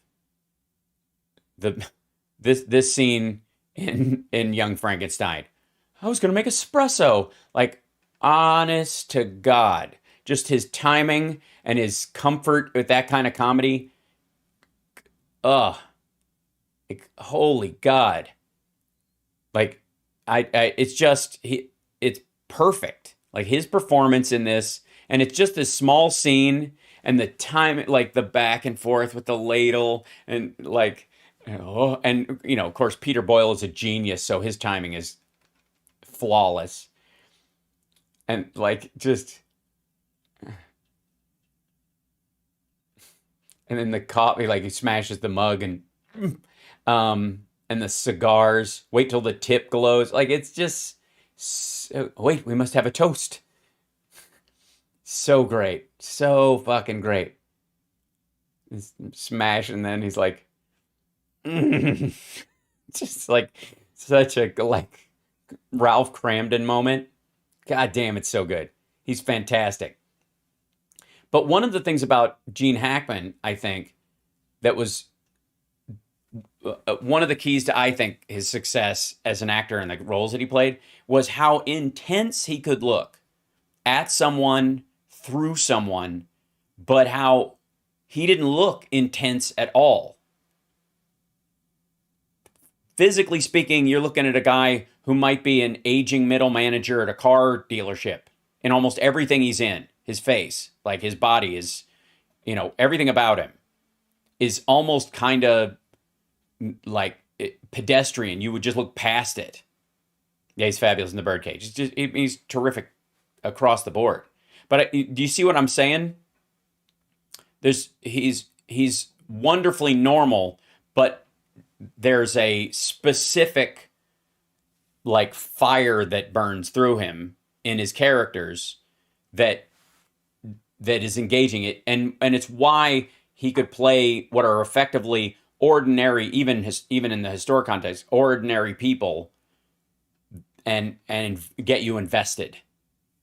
You guys know I'm a big fan of pulp, love pulp, and the stuff, like somebody, I doubt they even listed it. 10 Powerful, Royal Tenenbaums, Hoosiers, Quick and the Dead, Superman 1 and 2, Young Frankenstein, Unforgiven, The Firm, Mississippi Burning, Conversation, Crimson Tide. Yes. But there's a movie he did with Hugh Grant, Extreme Measures, which I don't know if you guys have ever seen Extreme Measures. I have a thing for they destroyed his life or her life. The net, I think, would qualify as this. They've destroyed their life and your reputation, and you have to fight back when the entire system is against you or whatever. Like those kind of things, those movies. I just enjoy those storylines, especially in this one. Like Extreme Measures is there's a little bit of like run and gun in it, but for the most part, it's a mystery. It's a medical mystery. And so there's a lot of subtlety to it instead of just being like car chases and running across rooftops once the story starts until they win or get away. Miss Tessmacher, right? But if you haven't seen Extreme Measures, I like it very much. It's he plays a doctor in it. That's all I'll tell you. It's really good. He did one of those films with Will Smith. Absolutely. It's one of the reasons why they put him in it. Enemy of the State, I think that was. Yeah. Manchita. Yep. Ronnie Jackson continues to really like outpace the other dummies in the Congress. I mean, can we take a moment to just appreciate the absolute like Gomert and Gosar level idiocy mixed with like a blatant disregard for reality like Jim Jordan and being completely full of yourself like Marge or Lauren. Ronnie Jackson, as a Republican congressperson, has it all. He's just he's all those things wrapped into one. He's just a self-involved prick who's completely convinced the sun shines out of his ass and knows fuck all about anything. And, had a reputation for handing out drugs on long flights. Illegal immigrants should not be able to vote in any election. They can't, fucko. How on earth is this being proposed in blue states? Voting for American citizens. Okay, nobody is saying illegal immigrants can vote in elections. No one. Not anyone. No one is proposing that. This is how dumb Ronnie Jackson is. Ronnie Jackson is a big old dum-dum.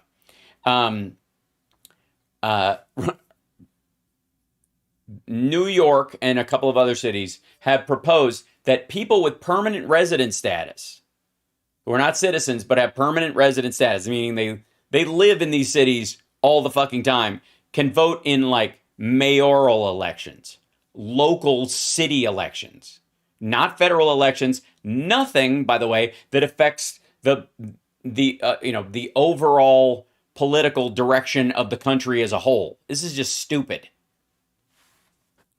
Like, and it's not surprising. Like, this you can put this right up there with they've seized all this Look at how much fentanyl they're seizing at the border. Like, yeah, they're supposed to, stupid.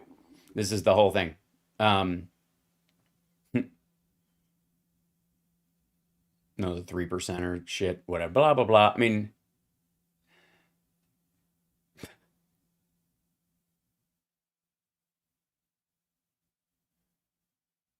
I'll never give up my glass. Your gas. So then fine.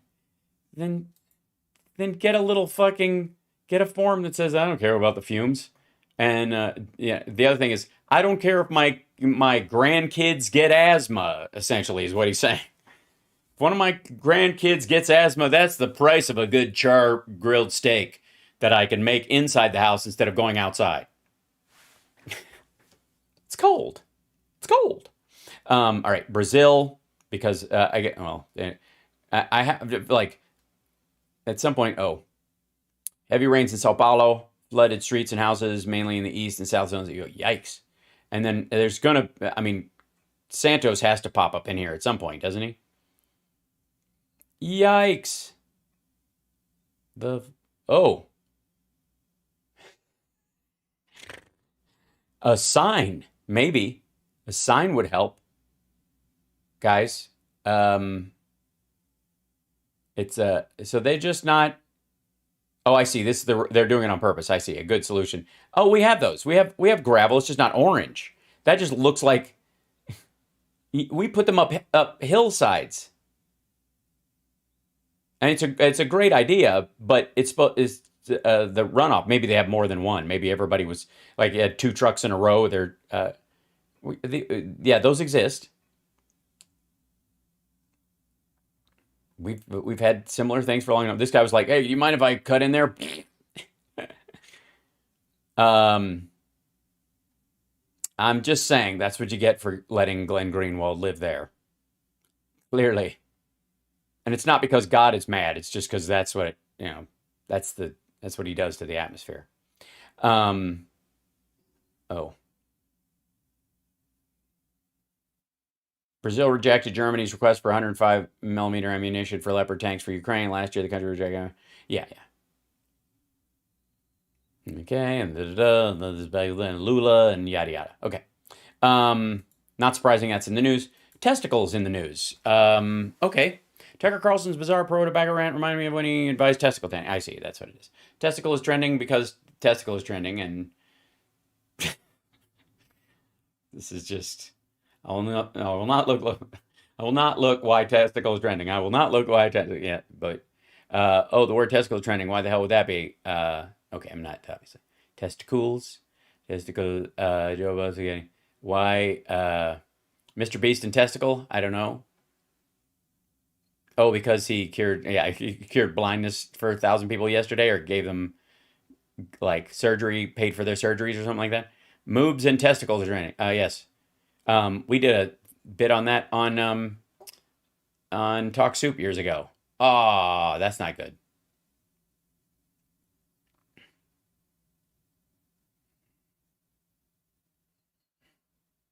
Okay, yeah. So basically, this is all from what biggest news I'm finally. Okay, if testicle had a face, I have to say, like, this is not so much an alpha male pose. Again, how do you grow a beard and your chin gets smaller? Um, oh, I see. Ew, that's why. Because he's got a weird shave. That's gotta come on.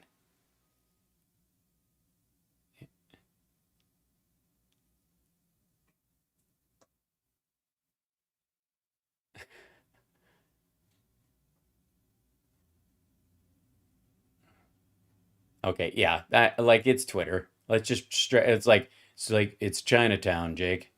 Puerto Rico. Hopefully that's not why testicles are trending. We'll grab it here. I can hear the latest in Puerto Rico.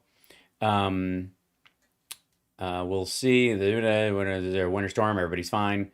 Most prominent wars waged by U.S. during the 20th century. 1950, Puerto Rico, 24th. Huh?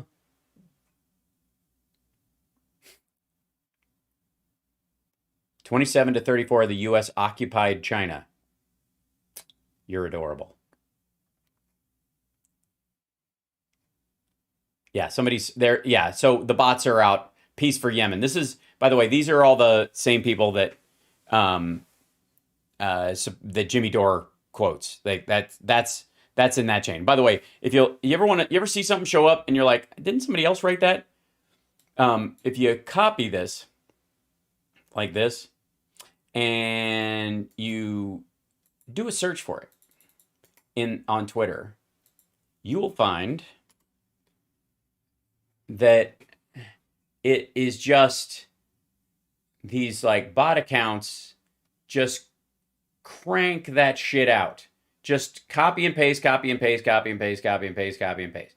There's it like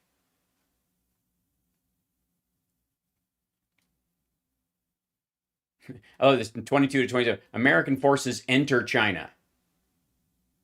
Enter. It took them 5 years to enter China?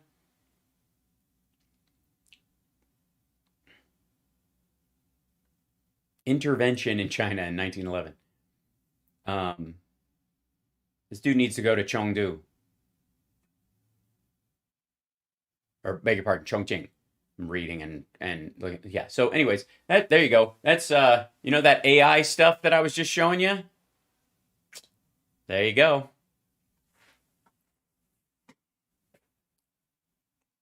So, that's a it's a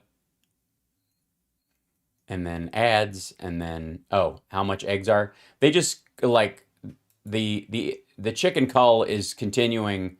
Dr. Kelly, this is coming up because Megyn Kelly made fun of Joe Biden's using Dr. Joe Biden, and turns out because she has a PhD and she's not a medical doctor, and it turns out her dad used Dr. Kelly, and he had a doctorate of education. Same fucking shit. Which is why I wrote earlier that she apparently has daddy issues.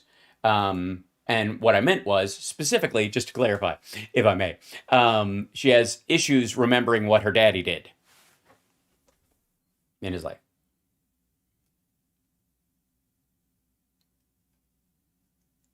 Just announced.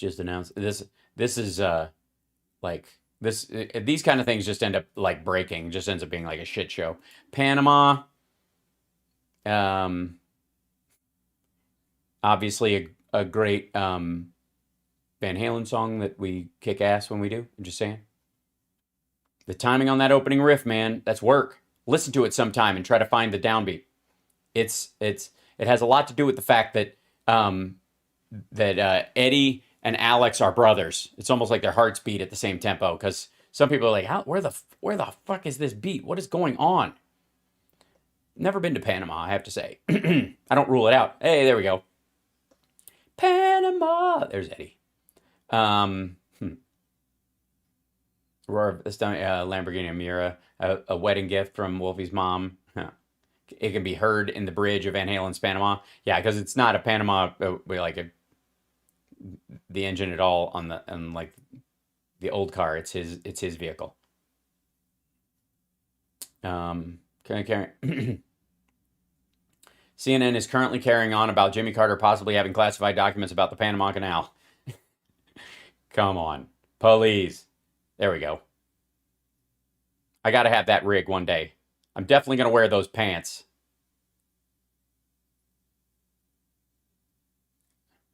Yeah. I did that kick on stage the other day. I hope people noticed. Besides just doing the jump splits, I've been doing the wushu slap kick, the jumping front kick, and the spinning outer crescent kick. And adding stuff to the repertoire when we have bigger stages. It's one of the biggest reasons. Is because, quite frankly, when we have a bigger stage, I don't have to worry about accidentally caving in the head of one of my fellow musicians. That's always an issue. Oh, there you go. I was like, I should go to Panama, and then snakes. Goodbye. No. Jeb Bush, who apparently part of this is that people are saying he's got Trump's low energy is worse than Jeb Bush's, and then there's this idea that like Florida Jeb Bush, blah blah blah.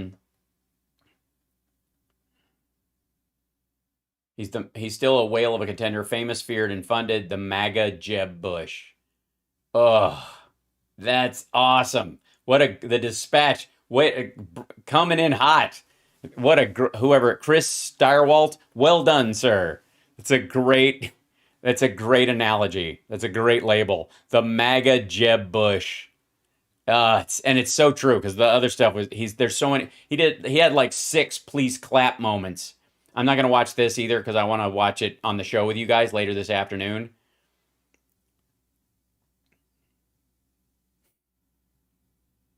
Trump at some point is gonna like they're gonna have AI write a biography of Trump's life, and it's gonna at the end he's gonna the final conclusion is gonna be like you either die a hero or you live long enough to become Jeb Bush.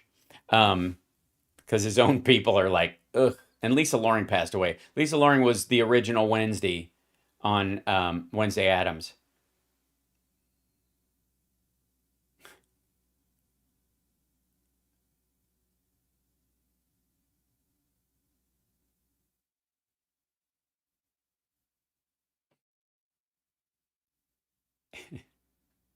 Oh, and then she gets lurched to dance.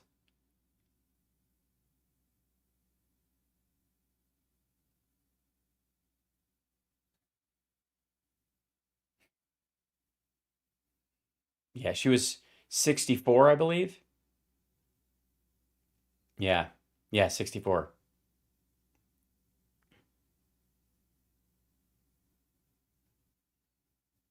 Yeah, that's a shame.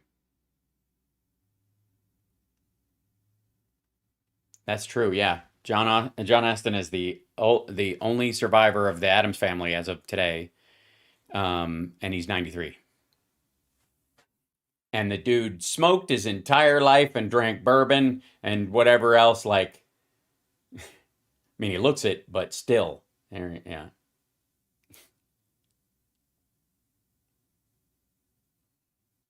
I will say that 60s dancing. Yeah, this is the clip that's going to be going around. 60s dancing was ridiculous. Like, if you watch it now, you're like, what the hell are people doing? What is that? And then you try to recreate it, and you're like, I can't even pretend to dance like it. What is this? Yes. So did the woman who played the Borg Queen season two of Picard. Yes, she was also. Yeah, that was yesterday. Um, hold on. I'll see if I can find the. Give me one second. Um, hold on. Let me bring this up. Yeah. Yeah. Annie Wershing. Let's see if I can. Yeah, here she is. You try to find a picture. Yeah, here's a picture of her. That's Annie Wershing. She passed away. She was on a bunch of shows. And she's one of these people who's been pretty good. She was on Bosch. She was fantastic on Bosch. Really, really sad. She had cancer. God damn it. She's the same age as my girlfriend. Ugh.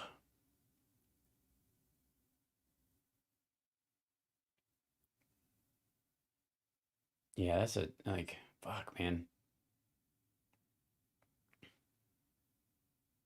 Yeah, she's been around and at it for a long time and still just doing great. Talented, beautiful, sweet. Everybody, I mean, all the praise coming out about workers and people who work with her is enormous. Everybody's like, yeah.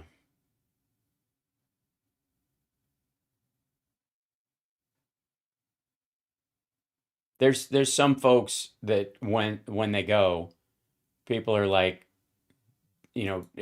everybody just loved them. That's it. We said the same thing about Jeff Beck when that happened. Um,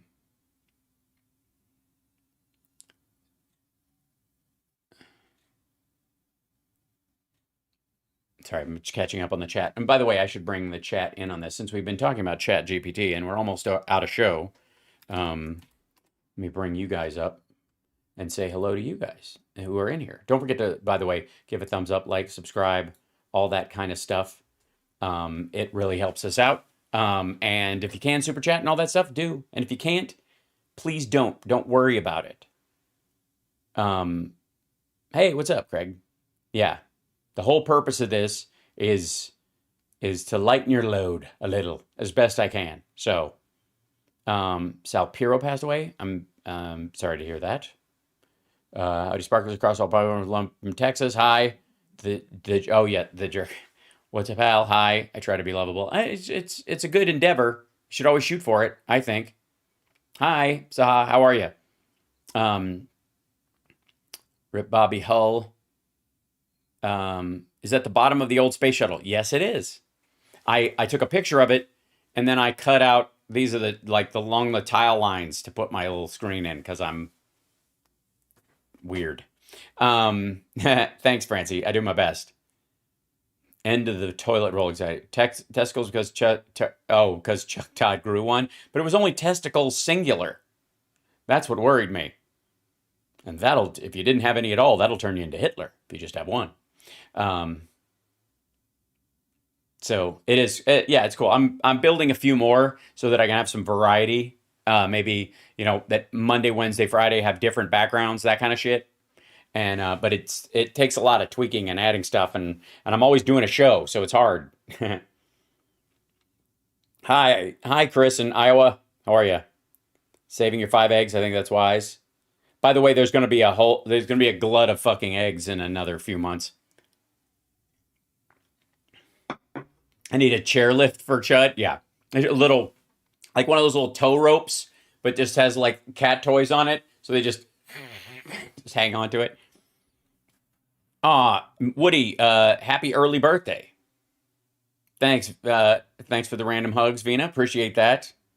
I agree. Fuck cancer. Eggnog for all. Hashtag Magoo. Thank you, Mr. Webcast. Thank you very much. Kate Breton. Fancy. Oh. Well, pardon me, mate. I'll be in the drawing room playing the grand piano. Oh, Kate Breton. Oh. You're welcome, Woody. The Chud dumbwaiter. It's not a bad idea. She would balk at the idea, but it's not. Yeah. Can Fled Cruz and Jim Jordan please shut up? No, because right about the time the far right in the House will, start being ignored, these are the guys that will carry their stupid ideas nationwide and damage them in the in all national races going forward. So not worried about it. For all the alpha male nonsense coming out of the Republican Party and the maggot crowd, look at their heroes. Like Jim Jordan may have been a wrestler at one point, but right now he's just a douchebag who won't wear a jacket. And none of them are going like, that's a man. And certainly, like, he's the exception. The rest of the Republicans that we're talking about, like Ted Cruz, you're fucking kidding me, right? Like, anybody goes, that's a macho man. Like, the fact that that's what they're selling just shows, it seems so fucking desperate. It's such dweebs. It's amazing. By the way, dweeb and twerp are my new favorite words for describing them, because it gets under their skin. It's not technically a swear word or a pejorative about anybody else, and it's true. Yeah. Thanks, Sarah. I appreciate that. Yeah, just, and that's why I always end stuff. And Coretta, thank you, by the way, for the Venmo, and I think, or was it the Cash App thing that you did? Thank you. I forget. Hold on. Yes, I saw it, and thank you so much. Twerp is the tits. Twerp is great. Yes. Yeah, I don't know why most MAGA men, if not all, aren't dweebs or overcompensating betas. It's odd. Thanks, Gail, and thank you. Yeah. Hi, Francie. Giant douche or turd sandwich. It's hard to choose. Love twerp. Been ages since using or hearing that. Yeah, twerp is great. I find that twerp is the best word I could come up with. I was, in responding to Ben Shapiro. Like, if anyone personify, yeah, it does. I'm kind of themed with my shirt today. You're right. If anybody is the living example of what a twerp is, what is my Cash App? It is I have it on the other screen. I don't have it up here. I put it up sometime. I'll put it up later this afternoon. I'll have that rotating graphic this afternoon. But I do have one. Um, and yeah, like when I was literally responding to a Ben Shapiro thing, and I was honestly like, what is, I can't just go, there are dimwits, there are fuckos, there are asshats abound. They're everywhere. But I don't know that he would think those apply to him. Twerp absolutely does. Twerp, I thought, was like, there it is. Twerp. Yeah. So I was like, all right. And then it occurred to me very much that Ted Cruz and some of the more like weenie macho-ish dudes are dweebs. Just like, hey, wait up. Annoying, remember the kid that was sort of the outcast of your crowd, and you wanted to incorporate him, but he was kind of just an asshole. You felt sorry for him, so you're like, yeah, come on, hang with us, it's okay. And then he'd be a dick, and you're like, we were being nice. What's wrong with you, right? That's a dweeb to me. Anyways, everyone can have their own. It's 2023. Every label means whatever you want it to mean, and therefore nothing at all. Let's see. Ultimate beta twerp. Yeah. King of twerps. Yeah. Twit, buffoon, nitwit, stooge, sucker. Yeah, I like yeah, sucker and gullible fuckhead often work very well when somebody is clearly sold in. Yeah. Oh, thank you, Coretta. Yes, that's my Cash App, the $ and then B26354.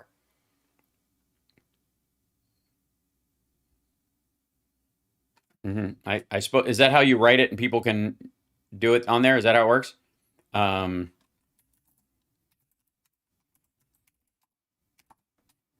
mhm.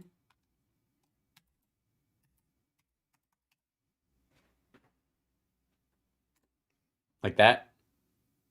Yeah. Asshat works because it's all, interchangeable with asset. So Russian asshat, Russian asset, right? Also, there was before I came back, there was Trump called our intelligence people lowlifes and sided with Putin over them. Remember in Helsinki when the third-rate reporter asked me essentially who I trust more, President Putin of Russia or our intelligence lowlifes?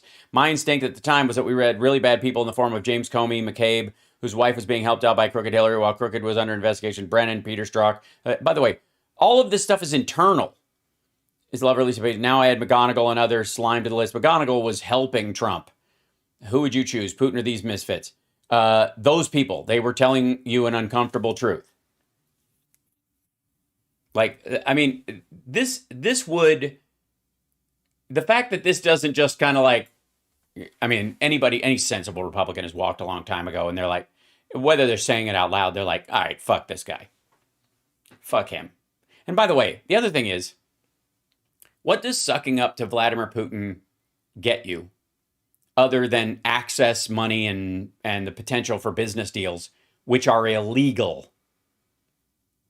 And if you do get any of those things, you're getting like, you'll get dragged further down a hole than you might already be. And then what do you get if you piss off the people who risk their lives going up against Putin and that crowd, who know people who have died, walk by every day at work, a nameless star that represents a friend of theirs that died because of something Putin did? How do you think they're going to react when they run across a piece of, when they finally hear tell that the PP tape exists in a couple of locations? What do you think? Those, I mean, if you're going to, you either have to think you're, I guess, you're so protected, or you're just impervious to any attacks at all. You have to be so fucking full of yourself at that level. Because like if you and I, regular people on the internet shit on the CIA or something, nothing's coming back to haunt you. nothing's going to happen. But if you're actively engaged with the other side and you're shit talking them and you're in a power position to affect the politics of other stuff, that, you know, there are times, I'm sure, when intelligence agents see something in a drawer wherever they are and go, fuck it. Because they've got bigger fish to fry or another, you know, an important mission that they're focused on or some other focus that they're directed to do. And it take them a couple seconds to grab that and pocket it and cause you a world of hurt. And they haven't been doing it. And what if they just start?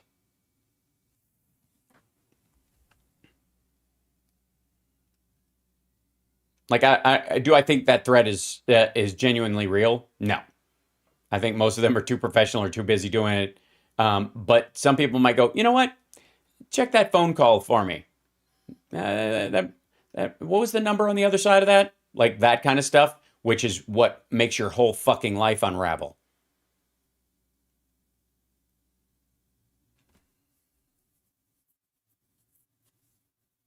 FBI government, gangsters Peter Strzok and Charles McGonigal, text unearthed, Russiagate setup exposed, fightwithcash.com. It shows more Putin, Russia, China. I think at the time we had, okay, that's somebody just repeating what he said. Yeah, he was in the FBI. He was contacting other people. That's what double agents and spies would do too. I know it's shocking. Look at this fucking panic in his face. I don't even know what this is. I don't know what. I don't know. I'm not a spy. Nobody thinks you're a spy, fuckhead. Everybody thinks you're an asset. You're used. Trump isn't fucking smart enough to be a fucking spy. Yeah, and then again, here's the bots. These are the bots just like crank. Yeah. Just in. Yeah.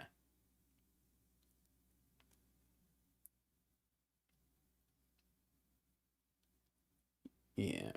Republicans against Trumpism. I mean, it's like, you got to be a special kind of fuckhead to even venture into those waters. Because you have to understand, like, he didn't, can I just say for the record, this was apropos of fucking nothing. Like, he just put this shit, hold on, let me see if I can, we're out of time, aren't we? Yep, we're over time. Let me show you something real quick. Where's his fucking stupid, there he is. He probably put the,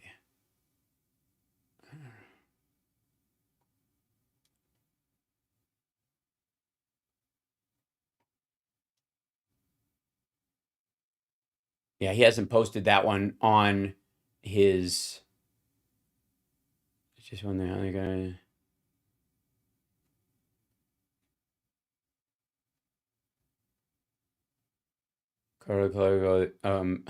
This is like, people are wasting money if they support Karl Rove or Club for Growth, Club for No Growth.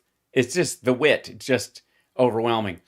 Club, in quotes, so you know, previously heretofore referred to as Club in legal documents, was only successful when they asked to work with me on endorsements. We never had a loss, but broke up over J.D. Vance. They said he couldn't win. It's been a fortune to prove their point. The commercials never ended. Said he could win. Endorsed him. He won big, and this is a tough opponent. Then he continued to do more of the same against them. Ended up with 230. Yeah, whatever. He loves to stack the primaries in other areas, and also and Jordan Peterson doing this like Trump deserves the Nobel Peace Prize for fucking the Abrams Accord. Get the fuck out of here. No one in the history of peace has brought more countries that weren't fighting each other to the table to do business together than Jared Kushner, actually, whose idea it was and who made it happen. Yeah, I love. This is so Andrew Tate, heretofore referred to as Andrew Tate, said Romania is a communist country, zero evidence and zero proof, only suspicions. They will lock you in jail and try to find you guilty of things. They will then waste your life as they fail, release you years later and not even apologize. And my response was, and this dumb motherfucker decided to set up shop there. Like, what are you doing there then? Do you have any idea how easy it would be for me to toe the line of the Chinese government and set myself up as a white monkey working for them? Do you have any idea? But I wouldn't. Not only because of my problems with their behavior, but I'm not going to trust a business endeavor inside a communist country when their ultimate goal is to take whatever you have, turn it into a government-run version of whatever it is, or build up enough of it where we got enough stuff to watch of you. You can go die now, which is what they do with their celebrities, and then kick you out or destroy it. What are you, stupid? Never mind the corruption. Never mind the fact that you're working. And why would you set up shop in a communist country as a like pro-capitalist, I got so many fucking cars kind of dude? Why would you go there? You know how many fucking countries there are that are livable and fun and interesting? And I don't get it. Why the fuck? Have I been approached? Yes, I've been approached. Effectively as an offshoot of the show that I was doing there. And no. Yeah, he's so alpha, he doesn't even notice he's an idiot. That's how bro he is.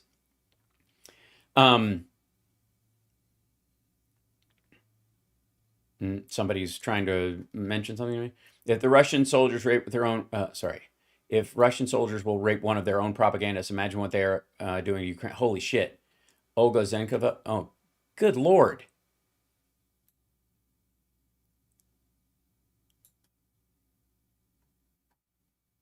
In Melibel, the Kadyrovs raped Russian propagandist Olga Zenkova from state-run NTV. Fucking hell. And ladies and gentlemen, this is who Marjorie Taylor Greene and Jimmy Dore and Aaron Mate and Ted Cruz and Jim Jordan and Max Blumenthal, this is who they're rooting for. Yep, this is what they want for you and yours. They want that. This is what they want crawling across Europe, because there were 9 Nazis out of 300 members of the Azov Battalion in 2014, and that is enough to launch, a categorical destruction of the entire infrastructure of a country, the wiping out of an entire populace and their culture, and the rape and murder of women and children en masse, because, 9 Nazis in the Azov Battalion, whom, by the way, those guys sided with the Russians and Yanukovych at the time, the puppet of Russia, and were effectively moved there by Russia over the years post-91. Ugh. Fucking gross. And these, I swear to God, these motherfuckers. I know I'm going late, but here we go. Boom. It's like, oh look, Jimmy Dore decided to nope. I'm sorry. Yeah, this guy. Oh yeah, we've seen this. This guy. He goes. They think that the enemy must destroy. Only the dead do not shoot you in the back, and they won't raise children to take up arms and avenge their parents. So you have to kill the kids. The enemy are the entire Ukrainian people. The people, like I said, they are brainwashed people, told for many years that they're a separate nation, and there should be a full de-Ukrainianization on the ethical side. So we got to wipe them out. We got to kill their kids. Oh, and by the way, this dude, this is a Russian. For all there's so many Nazis that you guys were fighting. We're backing literal Nazis. There's lots of Nazis. Okay, that guy is unquestionably a Russian, unquestionably fighting for the Russian side, unquestionably a member of the Russian military right now. Okay, this is an earlier interview of him. Я I'm a нацист. Nazi. Я не I буду won't go into углубляться. details like Националист, nationalist, там, patriot, патриот, имперское imperialistic направление и direction, так and далее. so Я прямо on. говорю, я I нацист. say it straightforward. I am a Можно Nazi. руку скинуть. The А hand can как ты be относишься к thrown. And украинцам, how do you feel about противникам? Ukrainians, our enemies? Ну, для начала Begin я with, I считаю, believe the что Ukrainians as a nation do как not exist. нация That's the украинцы не same существуют, fucking скажем. dude. That's him. That's a Russian soldier being, hi. Apparently the Lord wants to talk to me. That's a Russian soldier talking about wiping out the Ukrainians and proudly stating that he is a Nazi. By the way, in a video clip that happened after 2014, in the last couple of years, if not, a year or so. Yeah, the weird part about ultimately the whole conversation should be, it is like, okay, if you think there are Ukrainian Nazis or there's Nazis all over Ukraine, then how the fuck did they elect a Jewish president? What I got to say, if you're a Nazi and you voted for a Jewish president, do you even Nazi, bro? I mean, honestly, what kind of Nazi are you? I'm starting to think you're not totally committed. You might be a double agent. I would say this looks like real Nazis attacking people who say they're Nazis but vote for Jews. Apparently, that this is more about Russia attacking, I guess, genetically, ethnically Russian race traitors who voted for a Jewish president at this point. How the fuck do you say that a country it's a Nazi country with a Jewish president? It's just Nazis love Jews. They totally do. I mean, honestly, when he says I'm a Nazi, you can stop using probably. Exactly. Yeah, he's and he even says it in this part right here. This is the end of it. That same dude. He goes, I say it very directly. I'm a Nazi. Я не буду I don't want to go into details like nationalist, патриот, patriot, whatever, направление и так далее. and Я прямо so говорю, я on. нацист. I say it straightforward. I'm a Nazi. The hand can be down, whatever. The hand can be down, meaning you don't have to do the signal to be a Nazi. You don't have to stand in the street and throw the Sieg Heil to be a Nazi. That's what he's saying. That's the HH double eights, blah, blah, blah that they talk about. And so you don't have to do that to let people know. They know. Just say it.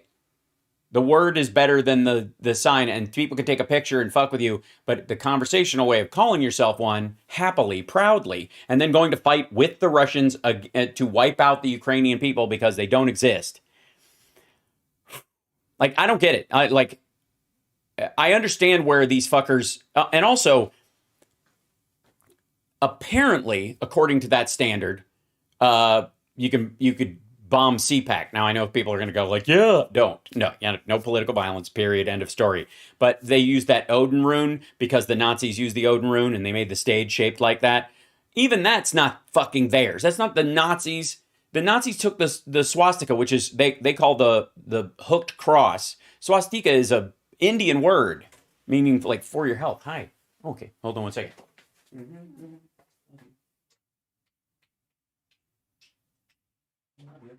Have fun.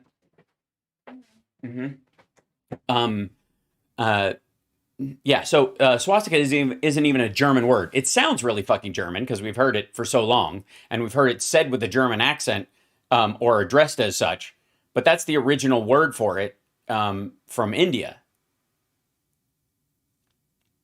Yeah, the best tool of propaganda is false equivalence. Yeah, that is the biggest part of it. Like, who's America to say? Like, oh, you mean the country that's getting its act together over time and going through the messy work of people from all over the world living together under democracy? The only, like, non-racially homogenous country on the planet of merit, because everybody else plays at it, might do a little bit of immigration, but we're based on it. Yeah, if you're an American, you're either Native American. I think that Tommy Lee Jones quote, you're either a Native American, you're from Native Americans, slaves, refugees, or immigrants. That's it. America's an ideal, whereas every other country is based largely on, that like small ethnic fiefdoms. So, but I mean, it's just stupid anyways. Let's be abundantly clear. There's all kinds of video, and I'm sure you've seen it, film even, of the German people wearing Nazi uniforms and making all kinds of strange gestures and doing all kinds of terrible things. A lot of it's in black and white, not all of it, but some of it you can see in color. And no one is suggesting that right now, because that happened then, that any country in the world, because that used to happen, can step in there and fucking obliterate their people and wipe them out. Especially now as they've come through it. Right? I don't know. And again, I don't know why people don't drop the whole thing. Like, why would they have a Jewish president if they're Nazis? What Nazi group, what Nazi country is going to have a Jewish president? Explain this to me. Explain, like, and then there's only two ways they can go. That's how sneaky they are. Judaism is now a Nazi delivery system, or he's not really Jewish. That's the only two ways I think they could try and wiggle out of it. Yeah, exactly. 250K home. It's one of the things I love about America. There's no 23andMe for America. You can't look up on Ancestry.com and go, you're American. Because everybody can be and nobody was. Sounds like what they do in Russia, but on a larger scale. Forgot the name of the gang, but they are in deep with Putin. Oh, yeah, there's a Nazi paramilitary group in Russia that's very popular. And this guy's one of them. That's that guy. That's where he comes from. It's just so fucking dumb.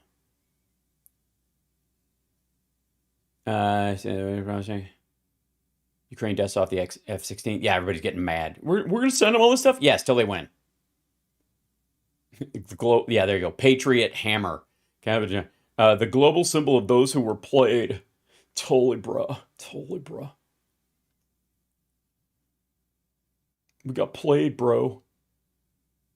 We could have had Russia. And instead, we want a country that wants to be independent. All right. And doesn't want to attack other countries. Why would we side with them? Yeah, and then this is part of it too. And Trump, we'll look at the video later, but Don Jr. Had a particularly fidgety, Din Jr., listen to me. Had a particularly fidgety video.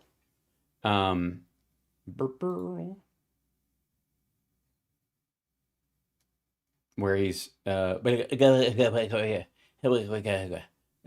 this where's the new one?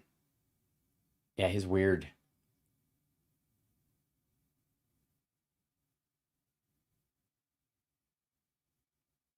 Yeah, it's so fucking weird. Like this is like this goes beyond.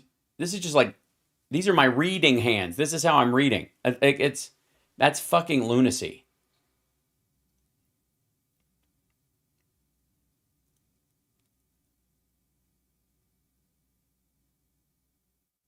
Yeah, this business. Where's the one from today? Yeah, this is the. Where's the one about his dad's Ukraine plan? It's funny because I don't even really. There. Let's see. 9/11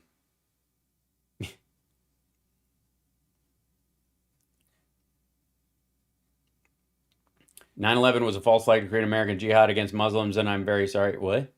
Gale Force winning. It didn't. It didn't create an American jihad against Muslims. If that was the plan, then it fucking didn't work.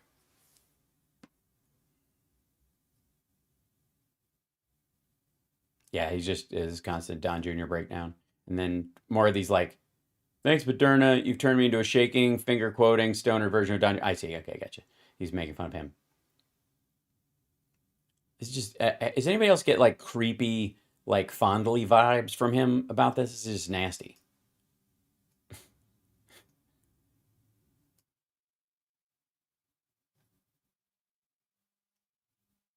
Shocking video of Billy Dale buildings. All right, whatever. I have a particular set of skills.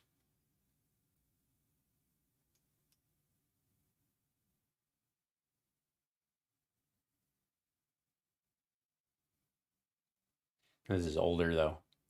Is he at talking? Is he at talking points? Oh, I see. And they're just yelling at him. Good. All right, whatever. And then 9/11 keeps coming up because it's tied to other shit that he said. And there's Laura Loomer, who is Philip Ittner's ex. I'm joking. All right, there you go. Yeah. So that's, you'll see a bunch of that. False equivalence, regular bullshit. We'll see that this afternoon. I don't want to watch any more of the video because I'm scrolling and trying to find it, but at the same time, I don't want to watch because I'd rather share it with you and have us watch it together. So I'll see you this afternoon at 3 o'clock my time. Take care of yourself and take care of somebody else. I love you guys. And that's the morning show with an extra half hour because that's what I do sometimes. And the problem is, I could talk for